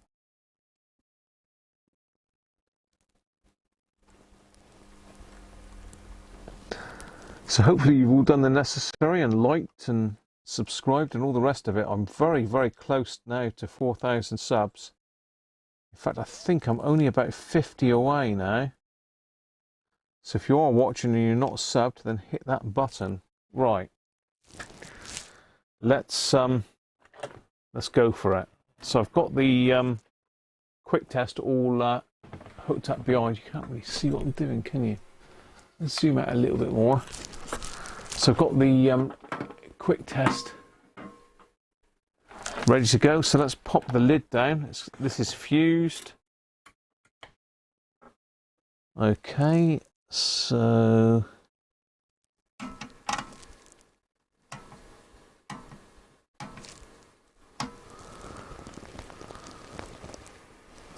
I'm going to let it warm up for a minute because it is a bit of valve kit. So yeah, the eye is working. Let's see if I can get a bit of eye action going for you.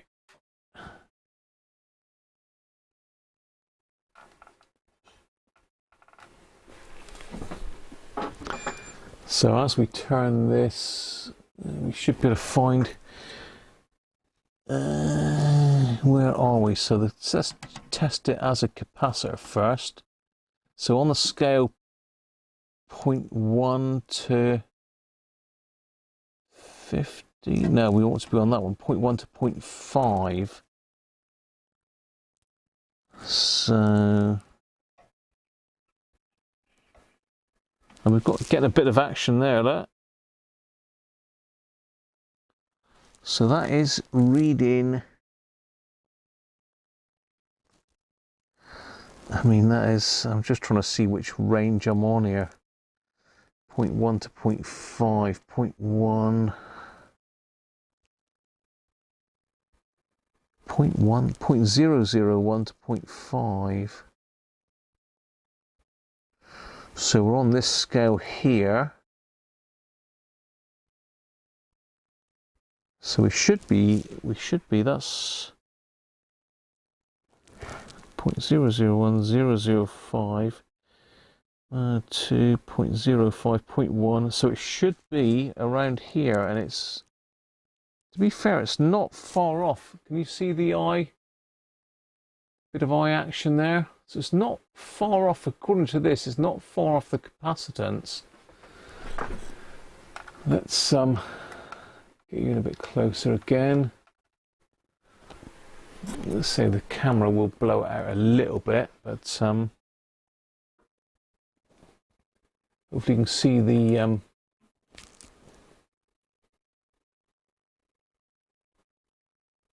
See the eye opening and closing, so it's closing about there. So as far as capacitance is concerned, it's not too bad. So let's go on the leakage test. Now I'm trying to think, let's try 25 volts. I think from memory the eye should snap closed and then open back up again. So let's try it at 5 volts to start with. Yeah, that's not it's not opening at 5 volts, is it really? 25 volts? No, it's not opening at all. And let's try that. It's rated voltage 150. No, that is absolutely knackered.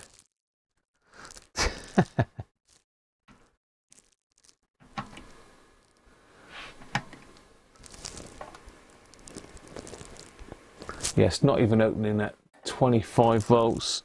It's 5 volts. Just, you can see it's just easing back at 5 volts, look. But that's knackered.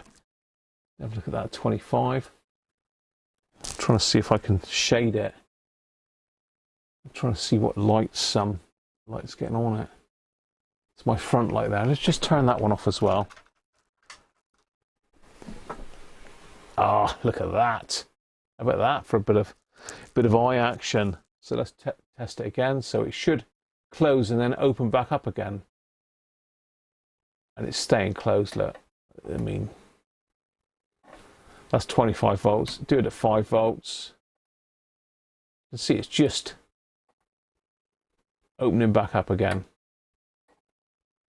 It is, Doug, isn't it? It's leaky at 5 volts, look. So, right, let's turn some light. Let's have a bit of light back in the house.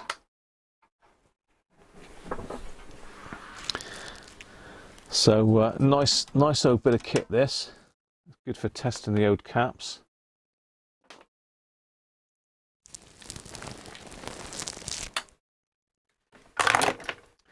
So yeah, thought I'd get the old Heath kit out for a play.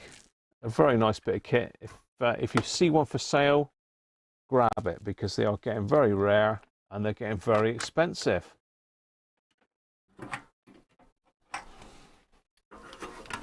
But I have done the electronics in that one. I just need to do the cosmetics. Right.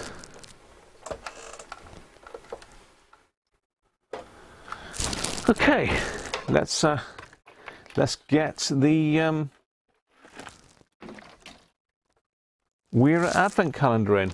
I take it we want to continue with that one tomorrow, despite the poor thing's poorly caps. I take it we want to carry on with that one. I am looking forward to getting going, to be honest. So it's trying to. So we need to put another speaker in it, and it's got lots of issues. But why would we want a radio that works? Why would we want a radio that works when we can have one that doesn't work? Wuthering Cruncher. You need to put it into normal mode to find the value. I did that prior, Doug, before I did the leakage test, and the value was correct. I think I did have it in normal mode, didn't I? Let's just double check that. Yeah. Yeah, I did turn it back to normal, Doug, for the thing. It wasn't measuring far off its actual capacitance, but how accurate that is, I don't know. Right, time for the Advent calendar. We're looking for number 2. We're looking for a number 2.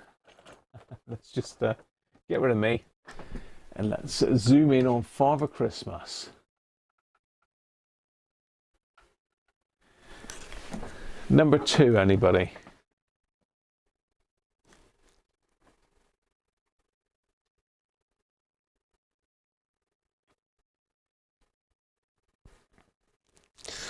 I'm struggling to see it myself here, so I mean that would indicate it's in this load of treeage here, but I might be wrong. We've done number 1. That's gone. I'll tell you what, oh, I can see it. I can see it now. I can see it now. Can anybody see it?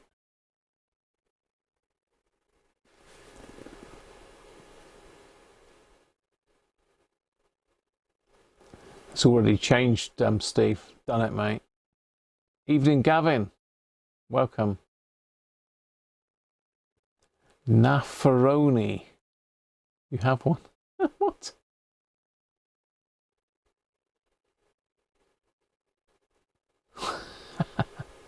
Bottom left. I don't know how you can spot that, Benji. I mean, you must have a good screen. In the snow, yeah.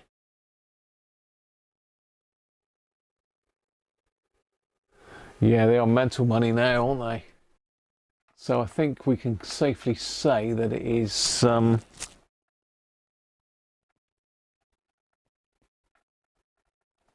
in the snow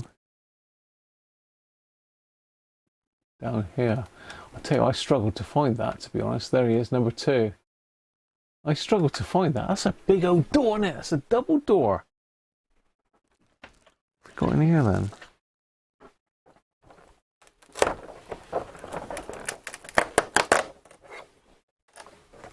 Oh, ho, ho, ho.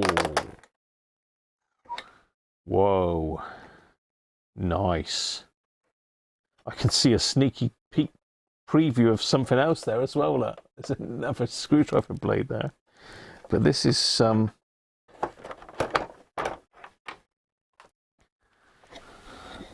our number 2 tool. And it is, we are at number 8 Torx.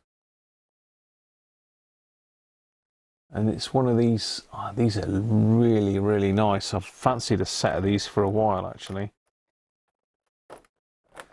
I've fancied a set of these for a while now. But they are quite expensive to buy a set of these. So let's just reposition the camera onto the bench.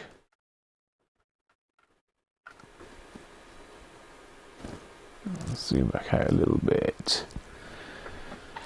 So yes, it's so we're 118147, and it's a miniature Torx screwdriver, and they've got this swivel top on them. A bit like it's like a jeweler's screwdriver, really, isn't it? Yeah, really nice. They make some good stuff, weird, don't they? So that's got to go in this box. This is a box pouch. I don't know where it would go. Where would it go? Would it go in here, perhaps? Maybe.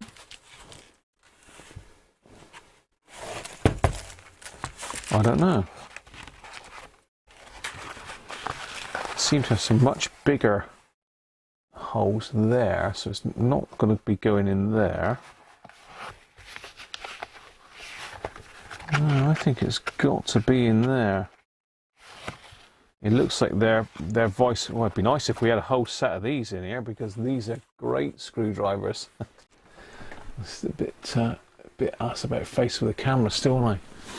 Yeah, these are really good screwdrivers. I'd love a set of those.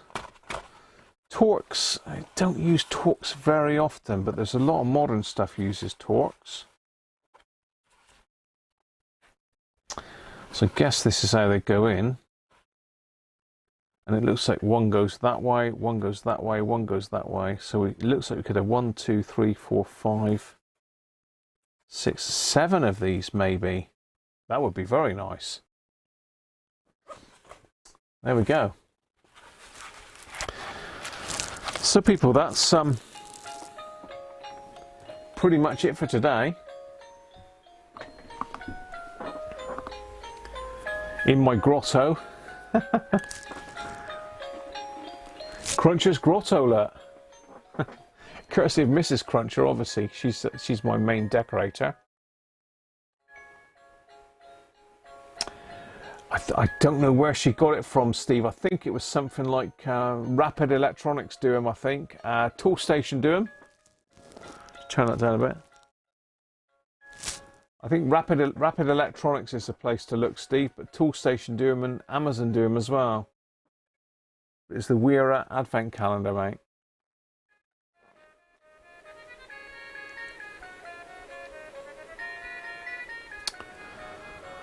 So that's it for today, people. Thanks again for the super chats, which I think was Rob, wasn't it? Only Rob. So thank you, Only Rob. Much appreciated. So that's it for today.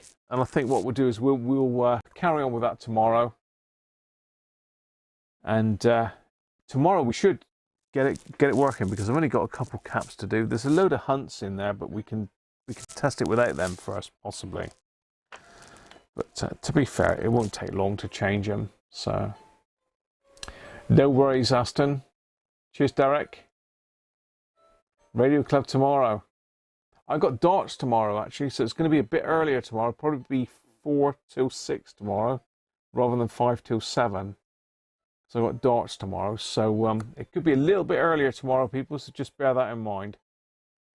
So as I say, hope you've enjoyed it today.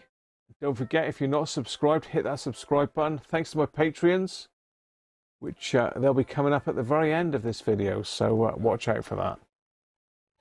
Bye for now, people. Catch you tomorrow.